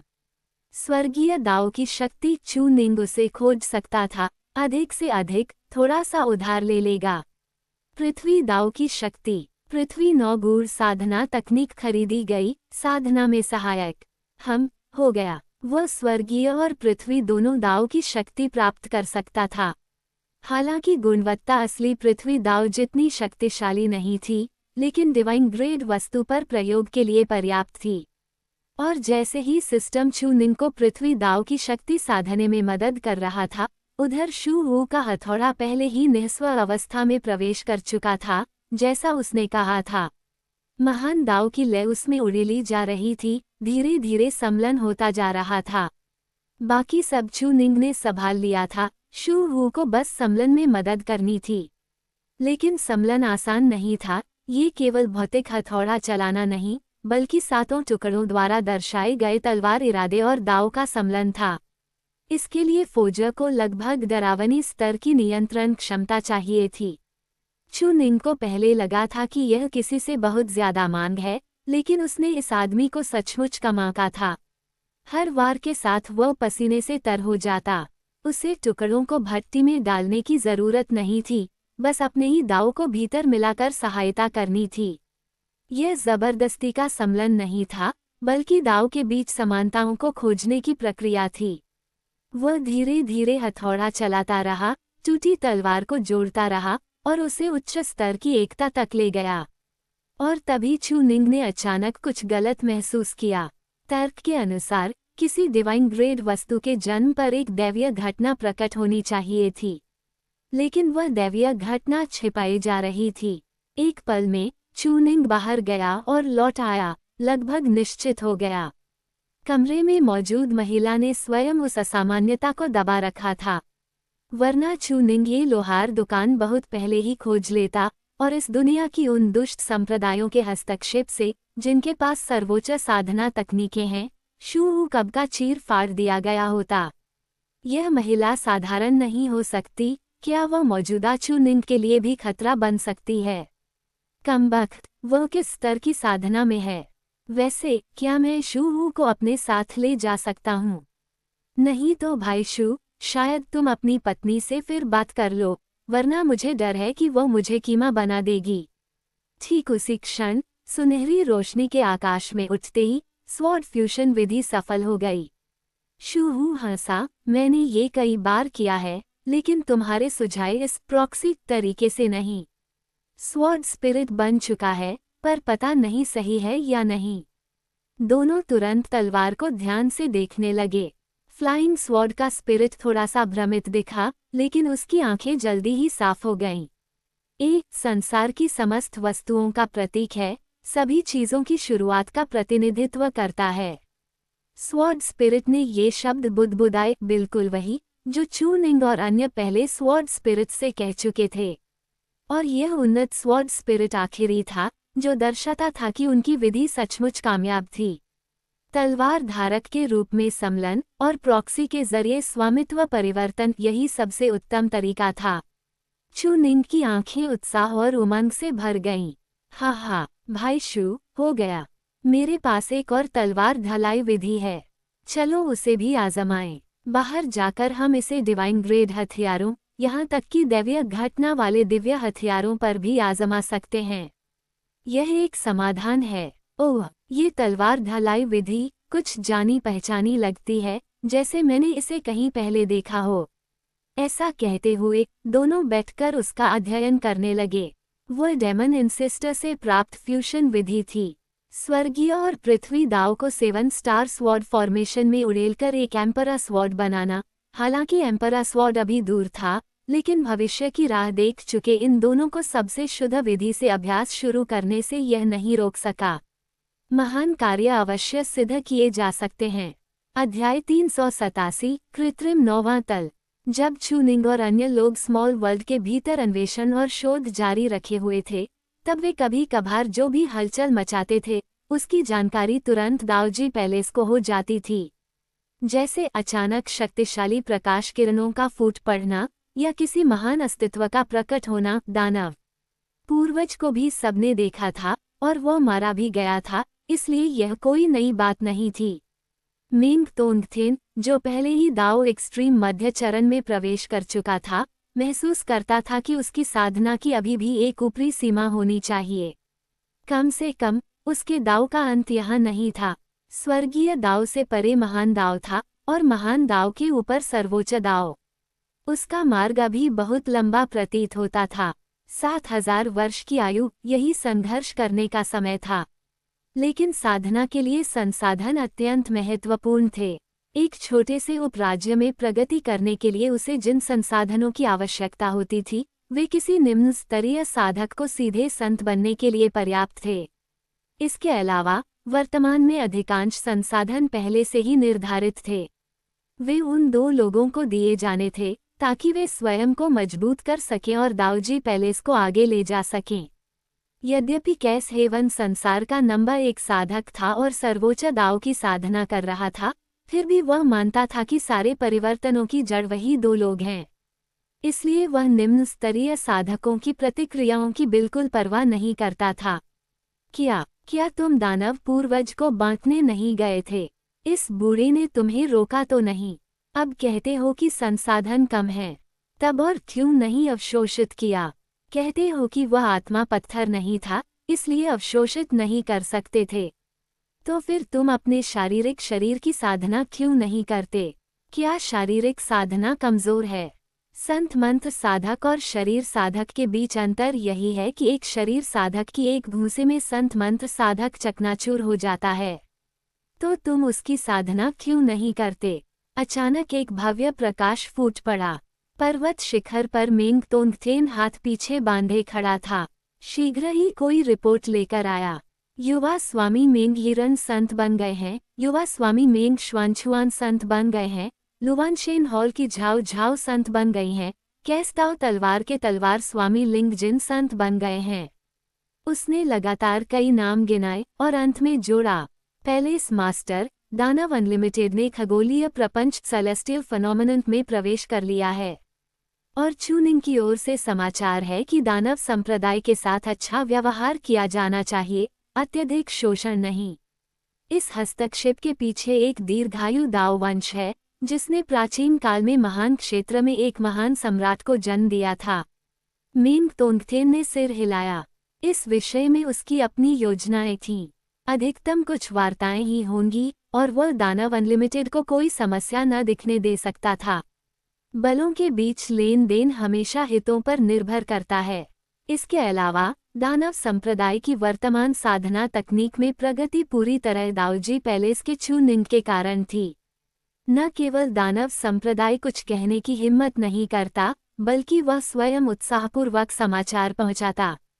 चाहे वह आज रात हो या कल, ये स्पष्ट नहीं था। वेन युआन ने आस्तीन में हाथ डालकर जिज्ञासा से पूछा, क्या हम सच में मेंग श्वानछुआन से निपटने वाले नहीं हैं? वह स्पष्ट रूप से ये जिंगश्वान द्वारा स्थापित सबसे बड़ी छिपी रेखा है। क्या उसे न छेड़ना उचित है? कैस हेवन को इसकी कोई परवाह नहीं थी। सिर्फ एक मेंग श्वानछुआन कोई बड़ी लहर नहीं उठा सकता। तियानश्वान संप्रदाय के लोग उसकी पहचान उजागर होने की बात जानते थे, फिर भी उसे खुद इसका एहसास नहीं हुआ। इससे स्पष्ट है कि उससे निपटना या न निपटना दोनों में कोई अंतर नहीं। इसके अलावा मेंग श्वानछुआन द्वारा भेजी गई सूचनाएं स्वयं कोई बड़ी परेशानी खड़ी नहीं कर सकती थीं। यदि उसे सुनने नहीं दिया गया तो क्या वह सुन पाता? और यदि वह सुन सकता था तो सूचना कहाँ गई? क्या उसे देखा नहीं जा सकता था? इसलिए उसे यूं ही उछलने कूदने दो। वैसे भी वह दिन भर काफी ऊर्जावान रहता है। दोनों की बात चल ही रही थी कि मेंग श्वानछुआन दौड़ता हुआ आ गया। गॉडफादर, मैंने तू पो कर लिया है और हमने चांगशेंग टॉवर के शोध में भी कुछ प्रगति की है। महान युद्ध के बाद मिंग तोंगथेन ने तुरंत एक विशेष दल भेजा था जो कृत्रिम नौस्वर्गीय टॉवर का अध्ययन करे। उसकी वर्तमान ऊर्जा का अधिकांश भाग वास्तव में इसी विषय पर केंद्रित था। कई बुजुर्ग तब क्रोधित हो गए थे जब उन्होंने दानव अनलिमिटेड को खगोलीय प्रपंच में तूपो करते देखा। क्या वास्तव में नौस्वर्गीय टॉवर के बिना खगोलीय प्रपंच में प्रवेश असंभव है? हाँ, इसके बिना तूपो करना बिल्कुल असंभव है। नौस्वर्गीय टॉवर पहला शर्त है और पूर्ण स्वर्गीय दाव शक्ति दूसरी। जब स्वर्गीय दाव कट चुका हो और बाहरी महान भाग्य भीतर न आ सके तो सफलता निश्चित रूप से असफल हो जाती है। मिंग तोंगथेन का उद्देश्य था लोगों को खगोलीय प्रपंच में तूपो करने के लिए अन्य मार्ग खोजना। ताकत की बात मत करो, चाहे शक्ति कितनी भी ऊंची हो, मेरा राज्य यहाँ है। तुम वुजी पीक के शिखर पर हो और मैं खगोलीय प्रपंच का चींटी हूँ, फिर भी मैं तुम्हें कुचल दूंगा। सामान्यतः ऐसा ही होता है, लेकिन चू निंग जैसे लोगों से सामना होना अलग बात है। हर चीज की अपनी जड़ होती है। जितना स्पष्ट देखते हो उतनी ही अधिक बातें होती हैं जिनकी परवाह नहीं रहती। चू निंग इतनी सहजता से वे साधना तकनीकें क्यों निकाल सकता था? यहाँ तक कि रक्त दानव के विरुद्ध पिछली लड़ाई में तियानश्वान संप्रदाय को वे दाओ खोज खजाना स्तरीय तकनीकें भी ले जाने दी। जब कोई पर्याप्त ऊंचे स्थान पर खड़ा होता है तो वह उदासीन हो जाता है। राज्य के प्रति उदासीन, संसाधनों के प्रति उदासीन, क्योंकि इन्हें उसे स्वयं खोजने की आवश्यकता नहीं होती। ये स्वयं निरंतर उसके हाथों में पहुंचते रहते हैं। शीघ्र ही मिंग श्वानछुआन, जो अब भी सोचता था कि उसकी पहचान उजागर नहीं हुई, मुस्कराते हुए मिंग तोंगथेन को एक गुप्त कक्ष में ले गया। ये स्थान अत्यंत विशाल था, भूमिगत निर्मित। इस समय सैकड़ों संत दानव पूर्वज और वर्मिलियन बर्ड द्वारा छोड़े गए अंगों का विभिन्न तरीकों से अध्ययन कर रहे थे। हरी जीवन सार ऊर्जा बह रही थी और गहरी कैस्ताव शक्ति पूरे कक्ष को घेरे हुए थी, जिससे यह एक विचित्र गुप्त अंग अनुसंधान संस्थान जैसा प्रतीत होता था। गॉडफादर के निर्देशों के अनुसार हमने चांगशेंग टॉवर की नकल करने के कई तरीके आजमाए, लेकिन कोई निश्चित परिणाम नहीं निकला। तियान श्वानजी ने यहाँ स्वर्गीय दाव शक्ति कई गुना छोड़ दी, फिर भी इसे साकार नहीं किया जा सका। बाद में हमने निष्कर्ष निकाला कि जीवन सार ही कुंजी है, इसलिए हमने जीवन सार का उपयोग किया, पर तब भी असफल रहे। लेकिन गॉडफादर ने कहा था कि चू निंग का चांगशेंग टॉवर 9 तल नहीं बल्कि 10 स्वर्गीय टॉवर है, जो 9 फुटी छड़ी से एक कदम आगे है। तब हमने सोचा, यदि इसे पुनर्तः नकल करना असंभव है तो क्यों न 9वें तल के चांगशेंग टॉवर के अधिकांश दाव आकर्षण की नकल कर उसे 8 तल वाले साधकों पर जीवन सार की परत की तरह चढ़ा दिया जाए। मिंग तोंगथेन ने आंखें थोड़ी सिकोड़ लीं। उसका मूल उद्देश्य नकल करना था, लेकिन वह अत्यधिक कठिन था। परिणाम क्या रहा? दाओजी पैलेस के वुजी पीक के एक बुजुर्ग लू गुवान, जो पहले वुजी पीक 8 परिवर्तन पर था, आगे आया। लू गुवान हंसते हुए बोला, संप्रदाय स्वामी, मेरी साधना अब कैसी है? मिंग तोंगथेन की दृष्टि थोड़ी ठहर गई। 9 परिवर्तन शिखर। सभी ने लू गुवान की ओर देखा और मिंग तोंगथेन ने इस समय उसके चांगशेंग टॉवर की स्थिति भी जांची। 9 तल, यह एक पूर्ण प्रवेश पत्र है। आप इसे स्वयं साधना से प्राप्त कर सकते हैं या इस स्वर्ग धोखा विधि से जबरन पार कर सकते हैं। भले ही अंत में कुछ गड़बड़ हो जाए, अधिकतम फिर से साधना ही करनी होगी। लू गुवान, क्या तुम दाओ एक्सट्रीम पैलेस के सभी लोगों के लिए खगोलीय प्रपंच की राह पर पहला कदम उठाने को तैयार हो? लू गुवान जानता था कि इसका क्या अर्थ है। अब जब वह 9 परिवर्तन शिखर पर पहुंच चुका था तो खगोलीय प्रपंच भी सामने ही था। यदि यह विधि वास्तव में सफल हो जाती तो जिन साधकों में योग्यता नहीं थी वे भी इस लगभग शक्तिशाली आत्मा अतिक्रमण को प्राप्त कर सकते थे। खगोलीय प्रपंच में प्रवेश, भले ही आधार अस्थिर हो, कुछ बूचंग ढूंढ लेने की बात है, फिर भी आप खगोलीय प्रपंच में हैं। यह उन साधकों को ऊंचा मार्ग दे रहा था जिनमें प्रतिभा नहीं थी। यदि मैं खगोलीय प्रपंच में प्रवेश कर सकता हूँ तो मृत्यु से क्या भय। ऊंचे मार्ग को देखकर भी उसे छूना पाना, यही हमारे लिए सबसे क्रूर बात है। अच्छा, तो आज से तुम इस सर्वोच्च स्तरीय साधना तकनीक की पूरी शक्ति से साधना शुरू करो। ये वृद्ध स्वयं तुम्हारी साधना की निगरानी करेगा। यदि कोई प्रतिकूल प्रतिक्रिया या समस्या हो तो समय पर बताना। जल्दी बोलोगे तो बचने की संभावना रहेगी। मैं मूर्ख नहीं हूँ, ऐसा ही करूँगा। तो फिर शुरू करते हैं। WTRLAB अध्याय 388 पूर्णता की खोज। यह मामला पूरी तरह गुप्त रूप से किया गया था और किसी भी प्रतिभागी को बाहर जाने की अनुमति नहीं थी। जहाँ तक मेंग शुआनशुआन के बाहर जाने की बात है तो वह सिर्फ इसलिए संभव हुआ क्योंकि वह इसके मूल सिद्धांत नहीं जानता था, उसे केवल सार प्रस्तुत करना आता था। असल में ये बिल्कुल वैसा ही था। भले ही मुझे कुछ भी समझ में न आए, लेकिन मैं उसे साफ साफ समझा सकता हूँ। क्या यही सच्चाई नहीं है? लेकिन यहाँ तक कि त्यानशुआन संप्रदाय का सबसे बड़ा जासूस गुरु मेंग शुआनशुआन भी ये खबर बाहर नहीं पहुँचा सका। त्यानशुआन संप्रदाय के लोग भी दाऊजी महल की लंबी चुप्पी से हैरान थे। ये बूढ़े लोग आखिर कौन सा शैतानी षड्यंत्र रच रहे हैं। लेकिन फिर सोचो, वो निकम्मा डेमन अनलिमिटेड तक स्वर्गीय प्राकट्य हेवनली फिनोमिनन क्षेत्र में तूपो कर चुका है। उनके संप्रदाय में तो केवल एक ऐसा संप्रदाय प्रमुख था जो उनका अपना भी नहीं था, और वह स्वर्गीय प्राकट्य क्षेत्र का साधक था। भविष्य में क्या उन्हें और ज्यादा दबाया नहीं जाएगा? इसी कारण ऊपर से नीचे तक पूरी तैयारी जोरों पर थी। दाऊजी महल के भीतर सभी स्तरों के साधक अब तूपो करने की होड़ में लगे हुए थे, और अंतिम लक्ष्य था अपनी तलवारों की नोक को आकाश के पार ले जाना। अगर जा सकते हों तो यहाँ कौन रुकना चाहेगा, और परिवार को साथ ले जाने में कोई समस्या होगी।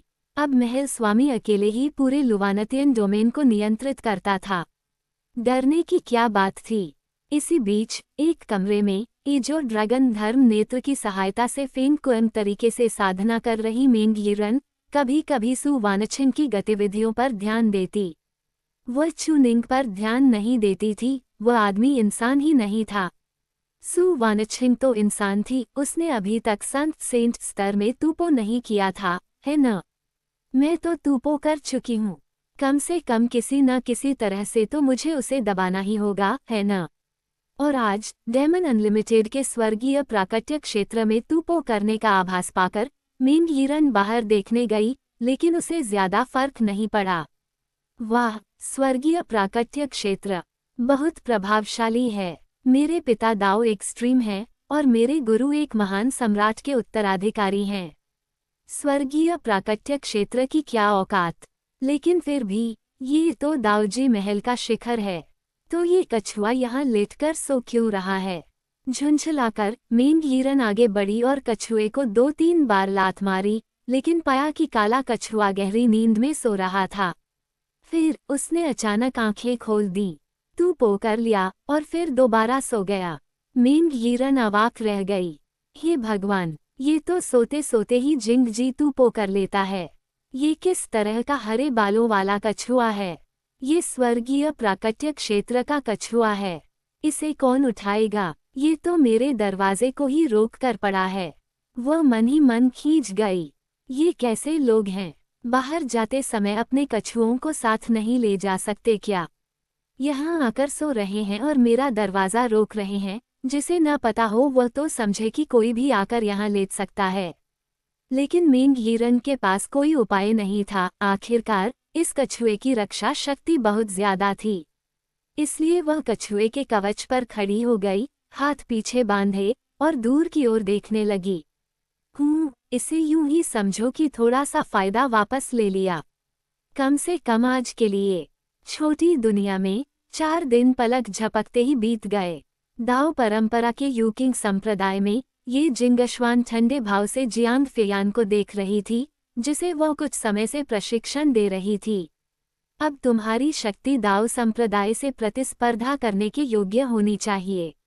मैं तुमसे 3 शिक्षाओं के लोगों को मारने को नहीं कहती, लेकिन वह आखिरी स्थान तुम्हें हर हाल में छीनना होगा। अगर तुम इतना भी नहीं कर सकती तो तुम्हें जीवित रखने का कोई अर्थ नहीं। जियांग फेयान बोलने का साहस नहीं कर सकी, वह इस व्यक्ति की पहचान जानती थी। ये व्यक्ति इस दुनिया का नहीं था, वह ऊपरी लोक से अवतरित हुई एक अमर थी, और जिसने उस पर पहले हमला किया था वह भी एक अवतरित अमर ही था। और शक्ति के मामले में यह शायद उस पुरुष से भी आगे नहीं थी और उसके सामने कोई विशेष लाभ नहीं ले सकती थी। लेकिन अगर उसने अच्छा प्रदर्शन किया तो शायद उसे भी आरोहण असेंशन का अवसर मिल सकता था। तभी एक जोरदार थप्पड़ की आवाज गूंजी और जियांग फेयान के चेहरे पर एक चमकदार लाल निशान उभर आया। ये जिंगिश्वान ने ठंडे स्वर में कहा, क्या तुमने इस दाओ विनीत बे दाओ की बात नहीं सुनी? इस दाओ विनीत को समझ में आ गया। ये जिंगिश्वान ने ठंडी हंसी। हाल के दिनों में उसका मूड खराब था और एक कठपुतली उसे गुस्सा निकालने में मदद कर सकती थी। पहले वह फेगमिंग पर गुस्सा निकालती थी, लेकिन अब हालात देखकर लगता था कि अगर भविष्य में फेगमिंग पर हाथ उठाना हो तो उसे संयम रखना पड़ेगा। उसका स्वभाव मूलतः ही दबंग था। चू निंग ने तो पहले उसे ये तक सुझाव दिया था कि वह सु वानछिंग से कुछ सीखे क्या? उसकी कथित नैतिक रूप से भ्रष्ट चालें सीख ले और फेगमिंग से उसे भी गुरु माता बुलवाए। स्वभाव, सु वानछिंग का स्वभाव कितना अच्छा हो सकता है? अगर उसके पास इस दाओ विनीत जितनी शक्ति होती तो उसका स्वभाव इससे भी बदतर होता। तलवार साधक सबसे बुरे स्वभाव वाले और सबसे कठिन समझे जाने वाले होते हैं। लेकिन फिर चू निंग इस समय क्या कर रहा होगा? चलो जाकर देख लेते हैं। तुम यहीं रहकर साधना करो और आरोहण सभा की तैयारी जारी रखो। ये कहकर ये जिंगिश्वान चली गई। पहले छोड़े गए टोकन का उपयोग कर चू निंग को खोजने लगी। इसी समय चू निंग, जो लगातार 5 दिनों से लोहार का काम कर रहा था, दर्जन भर से अधिक प्रयोग कर चुका था। स्वर्गीय दाव की शक्ति, कहना आसान है, सबसे शुद्ध प्रकार। पृथ्वी दाव की शक्ति, मेरी साधना थोड़ी और बढ़ने दो। महादाव स्तर की पृथ्वी दाव की शक्ति भी पर्याप्त होनी चाहिए, है न? सुहू पूरी तरह स्तब्ध था। क्या ये भी इंसान है? तुम इतना सब जानते हो? वो उस ढलाई विधि से कुछ हद तक परिचित था, यहाँ तक कि निपुण भी। भले ही वह ठीक कारण न बता पाए, लेकिन चू निंग के साथ मिलकर हथियार गढ़ना वास्तव में काफी सुचारू था। दोनों ने पहले ही कई रिक्त भेदन दिव्य स्तरीय हथियारों का प्रयोग कर लिया था, और चू निंग ने तो सीधे एक अनंत दिव्य स्तरीय हथियार भी परीक्षण के लिए बना दिया था। ये भी संभव था, यहाँ तक कि स्वर्ग और पृथ्वी के महादाव की तलवार निर्माण विधि से भी। यह विधि निश्चित रूप से ड्रैगन लॉर्ड द्वारा छोड़ी गई थी, इसमें कोई समस्या नहीं थी। बाद में इसे दानव पूर्वज प्राइमल सेज ने प्राप्त किया, लेकिन वह सभी टुकड़े इकट्ठा नहीं कर सका। वर्तमान विधि भी सफल रही। चून की दिशा सही थी और विधि सही थी। अगर इसे त्यानश्युआन पर दोहराया जाए तो शायद कोई गलती नहीं होगी। बस चू निंग अभी भी थोड़ा और सतर्क रहना चाहता था। एक सम्राट के दिव्य हथियार से जुड़ा लापरवाह प्रयोग, अगर जरा भी गड़बड़ हुई तो सचमुच बड़ी मुसीबत खड़ी हो सकती थी। सुहू कुछ बेबस सा बोला, हमने रिक्त भेदन दिव्य स्तर आजमा लिया, अनंत दिव्य स्तर भी आजमा लिया, तो त्यानश्युआन आखिर किस स्तर का दिव्य हथियार है? चू निंग ने बस हल्की सी मुस्कान के साथ कहा, भाई सू, मैं उसे अपनी ही बेटी की तरह मानता हूँ और मेरी पत्नी भी। इसलिए कोई भी छोटी सी भी चूक नहीं होनी चाहिए। तो मैं समझता हूँ जब हम उस दाऊजी महल पहुँचेंगे जिसका तुमने जिक्र किया था, तब मैं और ऊंचे स्तर के दिव्य हथियार गढ़कर प्रयोग कर सकता हूँ। जितना पास होंगे उतना ही स्थिर होगा। भाई सू, मुझे थोड़ा कौतूहल है। असल में हमारा लेन देन तो लगभग पूरा हो चुका है, फिर भी आप मेरी मदद क्यों कर रहे हैं? क्योंकि मैंने कभी इस स्तर का दिव्य हथियार नहीं देखा। अगर वह मेरे हाथों से बना तो क्या मेरी कारीगरी एक नए स्तर तक नहीं पहुंच जाएगी? भाई सू की खोज सचमुच शुद्ध है। सुहू हंसा, तुम भी तो वैसे ही हो छोटे भाई। अगर शुद्धता ना होती तो क्या तुम अब भी त्यानश्युआन की स्मृतियों को सुरक्षित रखने को तैयार होते? चू निंग मुस्कुराया लेकिन कुछ नहीं बोला। इसी क्षण दरवाजे पर अचानक एक आकृति प्रकट हुई। सुहू ने भ्रमित होकर देखा, एक ठंडी सी दाऊ साध्वी खड़ी थी, जो वास्तव में काफी सुंदर थी, लगभग उसकी पत्नी के बराबर। तो कोई आश्चर्य नहीं कि चू निंग अपनी भाभी के बारे में नहीं सोच रहा था। छोटे भाई, क्या ये तुम्हारी पत्नी है? चू निंग और ये जिंगशुआन ने एक दूसरे की ओर देखा, दोनों के चेहरे पर गहरी नफरत थी। इस औरत के रहते मुझे चैन से नींद भी नहीं आती। भाई सू, कृपया मुझे और मत घिन दिलाए। अध्याय 389, बातचीत में छिपी धार। ये सुनते ही चू निंग पूरी तरह हक्का बक्का रह गया। क्या तुम जरा भी समझदार नहीं हो सकते? कम से कम मैं तो एक हैंडसम, शालीन, सुरुचिपूर्ण और नेक इंसान हूँ। मैं इस औरत के साथ कैसे हो सकता हूँ? भाई शू, तुम्हारी आंखें भी ठीक से काम नहीं कर रही क्या? इतनी ज्यादा लोहारगिरी करते करते सुन्न हो गए हो क्या? ये जिंगशुआन ने चू निंग की प्रतिक्रिया देखकर बस ठंडा सा उपहास किया। इतना ढोंग मत करो। क्या तुम्हें लगता है कि ये दाओइस्ट तुम पर नजर भी डालेगी? तुम्हें अपनी औकात तक नहीं पता। ये सुनकर चू निंग को बड़ा गुस्सा आया। हुंफ, मेरी औकात? मैं तुम्हारे आदमी से ज्यादा हैंडसम हूँ, मेरी साधना उससे ऊंची है और मेरी ताकत भी उससे ज्यादा है। मत भूलो, मैं दानव पूर्वज का पुनर्जन्म हूँ। तुम्हें मुझे बड़े पापा कहना चाहिए। जब तुम्हारा आदमी मुझे देखेगा, उसे भी वही सब झेलना पड़ेगा जो तुमने झेला था। ये जिंगशुआन का चेहरा तुरंत बर्फ की तरह ठंडा हो गया और स्वर्गीय दाव की प्रचंड शक्ति उसके चारों ओर उमड़ने लगी। अगर तुमने फिर ऐसी बकवास की, तो ये दाओइस्ट गारंटी देती है कि वो शिष्टाचार नहीं दिखाएगी। तो क्यों न देख ले कि तुम जिस स्वर्गीय दाव की शक्ति पर निर्भर हो, वह तुम्हारा साथ देती है या मेरा। मुझे खुद हाथ उठाने की जरूरत ही क्या है। देखते हैं क्या तुम्हारा तियान श्वानजी पहले तुम्हें 2 तमाचे नहीं मारता। ये जिंगशुआन ने चू निंग को घूर कर देखा, लेकिन कहने को कुछ नहीं सूझा। झुंझलाहट में वह बस गुस्से से बोली, जो अपने गुरु से विश्वासघात करे, अपने पूर्वजों को नष्ट करे और मानव नैतिकता को भ्रष्ट करे, तुम्हें इस दाओइस्ट के सामने इतना घमंड दिखाने का क्या हक है? लेकिन पहले वाला चू निंग डरता था। अब जब सब जान ही गए हैं, तो डरने की क्या बात? हाँ, तो क्या हुआ? हम सच्चा प्यार हैं, इसमें तुम्हारा क्या काम? बेशर्म। पास खड़ा शूहू बीच में बोलने की हिम्मत नहीं कर पाया। वह बस अजीब सा सिर खुजलाता रहा। साफ था कि ये दोनों एक दूसरे को जानते थे, लेकिन उनके बीच दुश्मनी आग और पानी जैसी थी। दाव साथी होना नामुमकिन। उसकी अपनी पत्नी बाहर से ठंडी थी, लेकिन अंदर से गर्म। ये दोनों तो सचमुच आग और पानी थे। अगर ये दाव साथी होते, तो दिन रात लड़ते रहते। ऐसी जिंदगी कैसे जी जाती? ये देखकर कि दोनों चुप हो गए हैं, शूहू तुरंत आगे बढ़ा। आप दोनों मेल मिलाप से ही धन आता है। छोटे भाई, ये दाओइस्ट नन तुम्हें ढूंढने आई है, जरूर किसी काम से आई होगी। इतनी बहस की जरूरत नहीं है। वह अपनी पत्नी को परेशान नहीं करना चाहता था। उसके पास उसे बचाने की ताकत नहीं थी, और वह नहीं चाहता था कि उसकी लोहार की दुकान टूट फूट जाए। आखिरकार, ये झगड़ा उसकी एक अनजानी टिप्पणी से ही शुरू हुआ था। ये जिंगशुआन ने ठंडे से सूंघा और कुछ नहीं बोली, और चू निंग ने भी जवाब देना जरूरी नहीं समझा। शूहू ने राहत की सांस ली और फिर थोड़ा पास आकर बोला, मैं समझ सकता हूँ कि तुम दोनों की नहीं बनती और तुम आग पानी जैसे हो, लेकिन इस दाओइस्ट नन ने गुरु से विश्वासघात और पूर्वजों के विनाश जैसी बातें कहीं।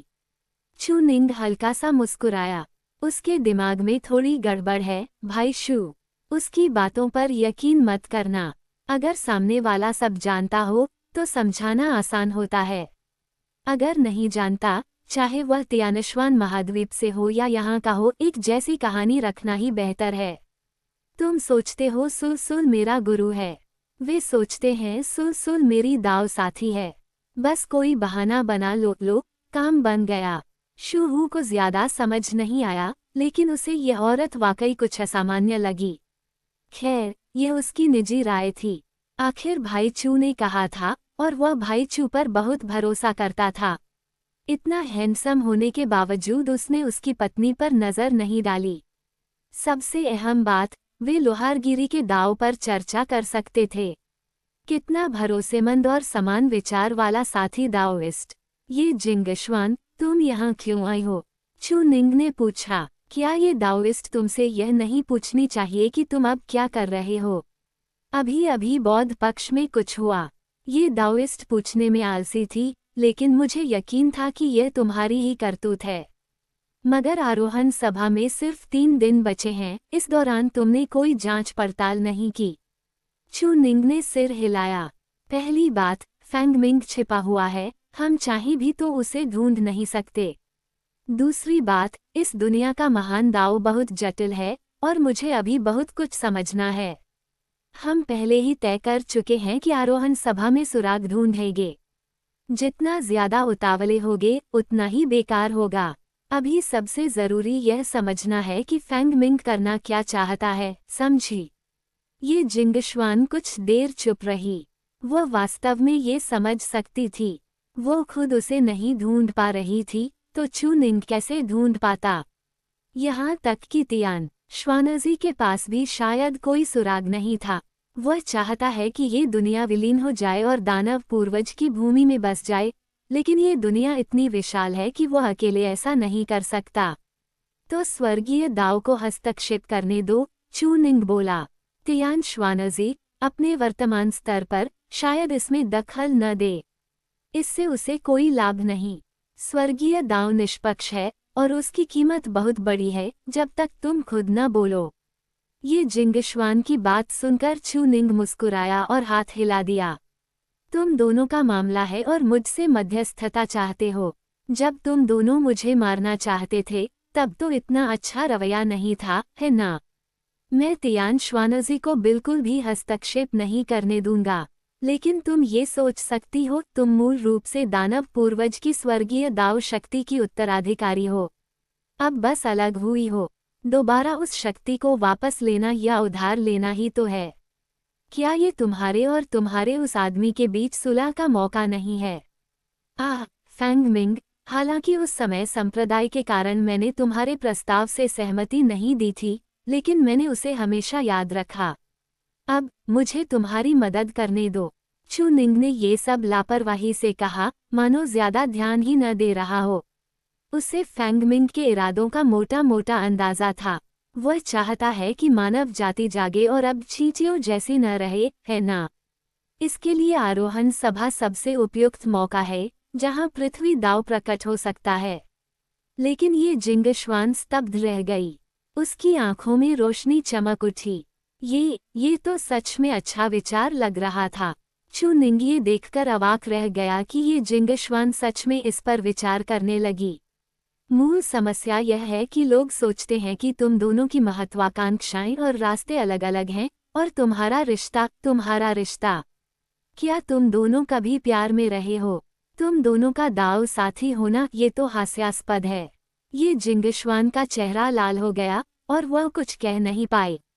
फिर भी, भले ही चू निंग उम्र में छोटा था, लेकिन इस मामले में उसे बोलने का पूरा हक था। तियानश्वान महाद्वीप के लोग भी उनके रिश्ते को अजीब समझते थे, और वह तो अंदरूनी सच्चाई जानती थी कि वे और भी ज्यादा अजीब थे। ये दोनों थोड़े विद्रोही होने के बावजूद बात समझी जा सकती थी। एक हाथ से ताली नहीं बजती, वो इस पहलू को उससे बेहतर समझता होगा, लेकिन अपने गुरु के पास जाना, ये कैसी कला है? खरगोश भी अपने बिल के पास की घास नहीं खाता। शूहू, दूसरी ओर, तरबूज खाते दर्शक की तरह सब देख रहा था। उसे ये सब काफी मनोरंजक लग रहा था। दुश्मन, पता नहीं, रिश्ता, बहुत जटिल, समझ नहीं आता, बस तरबूज खाओ। लेकिन वह आरोहण सभा 3 दिन बाद। इसका मतलब है कि हम 3 दिन में दाऊजी महल के लिए रवाना होंगे? शूहू ने पूछा। चू निंग ने सिर हिलाया, फिर थोड़ी देर झिझका। भाई शू, क्या तुम सच में जाना चाहते हो? जरूर जाना चाहता हूँ। क्या तुम मुझे भर्ती करने वाले नहीं थे? अब हिचक क्यों रहे हो? ये तो आपसी फायदे की बात है। तुम मुझे बाहर ले जाओ, मैं लोहारगिरी करूँ और जो बेकार चीजें होंगी तुम्हें दे दूँ। वैसे भी तुम लोग उन्हें खजाने की तरह मानते हो। मेरा मतलब यह नहीं था। मेरा मतलब था, क्या हमें भाभी से पूछ लेना चाहिए? मुख्य बात ये थी कि भाभी वाकई ऐसी लगती थी जिनसे पंगा नहीं लेना चाहिए। शू वू का मुंह टेढ़ा हो गया। औरतों का मर्दों के कामों से क्या लेना देना? अगर मुझे जाना है तो जाऊंगा, उसे पसंद हो या न हो। जो मेरी लोहारगिरी में रुकावट डालेगा मैं उसे मार दूंगा। नहीं, पति पत्नी के बीच कुछ बातें चर्चा से तय होती हैं। भाई शू, जाकर पूछ लो। अरे, तुम्हें देखकर तो साफ है कि तुम अपनी पत्नी से डरते हो। भाई शू से सीखो। खैर, मैं जाकर पूछ लेता हूँ। अध्याय 390 सीखें। जूहू मुड़ा और चला गया और तभी छुनिंग ने राहत की सांस ली। अगर उसकी बातों का उन दोनों पर असर पड़ जाता तो वह पूरी तरह फंस जाता। वह औरत कोई ऐसी नहीं थी जिससे आसानी से निपटा जा सके। अगर हालात बहुत बिगड़ जाते तो छुनिंग बस किसी को ढूंढकर इस दुनिया के स्वर्गीय दाव हेवनली दाव को जमीन पर उतार देता। एक बार वह उतर जाता तो सब कुछ बहुत आसान हो जाता। तब वह जैसे चाहे आ जा सकता था, है ना? लेकिन इसी समय ये जिंगशान ने छुनिंग की ओर ठंडी नजर से देखा और व्यंग्य करते हुए कहा, क्या तुम्हारे दाऊजी पैलेस के संप्रदाय की परंपरा यही है कि हर किसी को बड़े भाई कहकर नमस्कार करो? यहाँ तक कि तुम भी इस संप्रदाय की आदतों से नहीं बच सके। छुनिंग के मुंह का कोना फड़क गया। अगर ठीक से बात नहीं कर सकती तो मत बोलो। क्या तुम अंधी हो? सीधे पूछ लेना बेहतर नहीं होता? ये जिंगशान कैसे नहीं देख सकती थी कि इस वेदी पर एक अतुलनीय दिव्य स्तर डिवाइन ग्रेड का जादुई हथियार रखा था। पूरा कमरा वॉइड ब्रेकिंग डिवाइन ग्रेड वस्तुओं से भरा था और फिर भी उसे कुछ दिखाई नहीं दिया। और वह ऐसे लहजे में बात कर रही थी। ये जिंगशान ने ठंडी हंसी हंसी। मैंने तुमसे शिष्टता से बात की और तुमने कांटों से जवाब दिया। अब जब मैंने तुम्हारे तरीके से जवाब दिया तो तुम्हें मुझसे सामान्य ढंग से बोलने की उम्मीद है। छुनिंग को जरा भी डर नहीं लगा। मेरी दलील है। जिसकी मुट्ठी ज्यादा मजबूत होती है वही बोलता है। ये जिंगशान चुप हो गई। उसने केवल उन डिवाइन ग्रेड जादुई हथियारों की ओर भावुक नजर से देखा। इस दुनिया में सचमुच अनंत परिवर्तनशीलताएं हैं। यहाँ तक कि एक डिवाइन ग्रेड परिष्कर्ता भी मौजूद है। मैं उसकी साधना कल्टिवेशन का स्तर नहीं समझ पा रही, लेकिन वह निश्चित ही कम नहीं है। छुनिंग को भी यही लगा। बिना साधना के कोई कैसे हो सकता है? बिना साधना के वह यूं ही डिवाइन ग्रेड वस्तुएं बना सकता है। लेकिन उससे जो आभा निकल रही थी वह किसी साधक या यहाँ तक कि किसी संत जैसी भी नहीं लग रही थी। यही बात छुनिंग को भ्रमित कर रही थी। किसी भी हाल में भाई जूहू मेरे साथ दाऊजी पैलेस लौटने का इरादा रखते हैं, इसलिए तुम उसके बारे में सोचना छोड़ दो। मैंने कब कहा कि मैं उसके बारे में सोच रही हूँ? तुम्हारे इरादे ठीक नहीं हैं। अगर मेरी शक्ति तुमसे कम होती और तुम्हें मेरी जरूरत न होती तो मैं अब तक मर चुका होता। टायांगजुंग डाओ कैपिटल। बस करो, मेरे बिना भी तुम अब तक प्राइमल सेज के सामने घुटने टेककर उसे डैडी बुला रही होती। ये जिंगशान फिर से चुप हो गई। ऐसे व्यक्ति से बहस करने को कुछ बचता ही नहीं। वैसे भी वह शायद किसी से ज्यादा बात नहीं करती थी, लेकिन अब वो वास्तव में सू वैंकिंग और छुनिंग से ज्यादा बात कर रही थी। हालांकि दोनों पक्ष अब भी शत्रुतापूर्ण थे, लेकिन जितना ज्यादा वे एक दूसरे को समझने लगे उतना ही कम उन्हें छिपाने की जरूरत थी। वो कमरे में दाखिल नहीं हुई, बस बाहर से ही उस अतुलनीय डिवाइन ग्रेड उड़ती तलवार को निहारती रही। पीएलएस डिवाइन ग्रेड, स्वर्ग की कृति। सचमुच भयावह। बस यही कहा जा सकता था कि छुनिंग का भाग्य बेहद प्रबल था। वह जहां भी जाता वहां बड़ा तूफान उठ जाता। बौद्ध धर्म का बुद्ध पुत्र, कन्फ्यूशियसवाद के संत के वचन। अभी जो तूफान से पहले की शांति थी वह तुम्हारा क्या हुआ था, है ना? मुझे बहुत जिज्ञासा है, तुम्हारी वर्तमान शक्ति क्या है? अगर तुम और मैं एक घूंसा बदलें तो तुम निश्चित ही मर जाओगे। छुनिंग ने बस इतना कहा। उसने ये जिंगशान पर ध्यान नहीं दिया और शांति से जूहू का इंतजार करने लगा। उसने कहा था कि वह अपनी पत्नी की बात नहीं मानेगा, तो फिर इतना समय क्यों लग रहा था? उसे तो जाकर सुन लेना चाहिए। आखिरकार दिन दहाड़े कोई बच्चों के लिए अनुचित काम तो नहीं होगा, है ना? ये जिंगशान ने छूनिंग की पीठ की ओर देखा। असल में उसे पछतावा इस बात का था कि उसने छूनिंग को मारा क्यों नहीं। अगर छूनिंग मर गया होता तो शायद वे ब्लड डेमन की लहर में गिर चुके होते। वो सचमुच भाग्य का पुत्र था, अतुलनीय रूप से महान।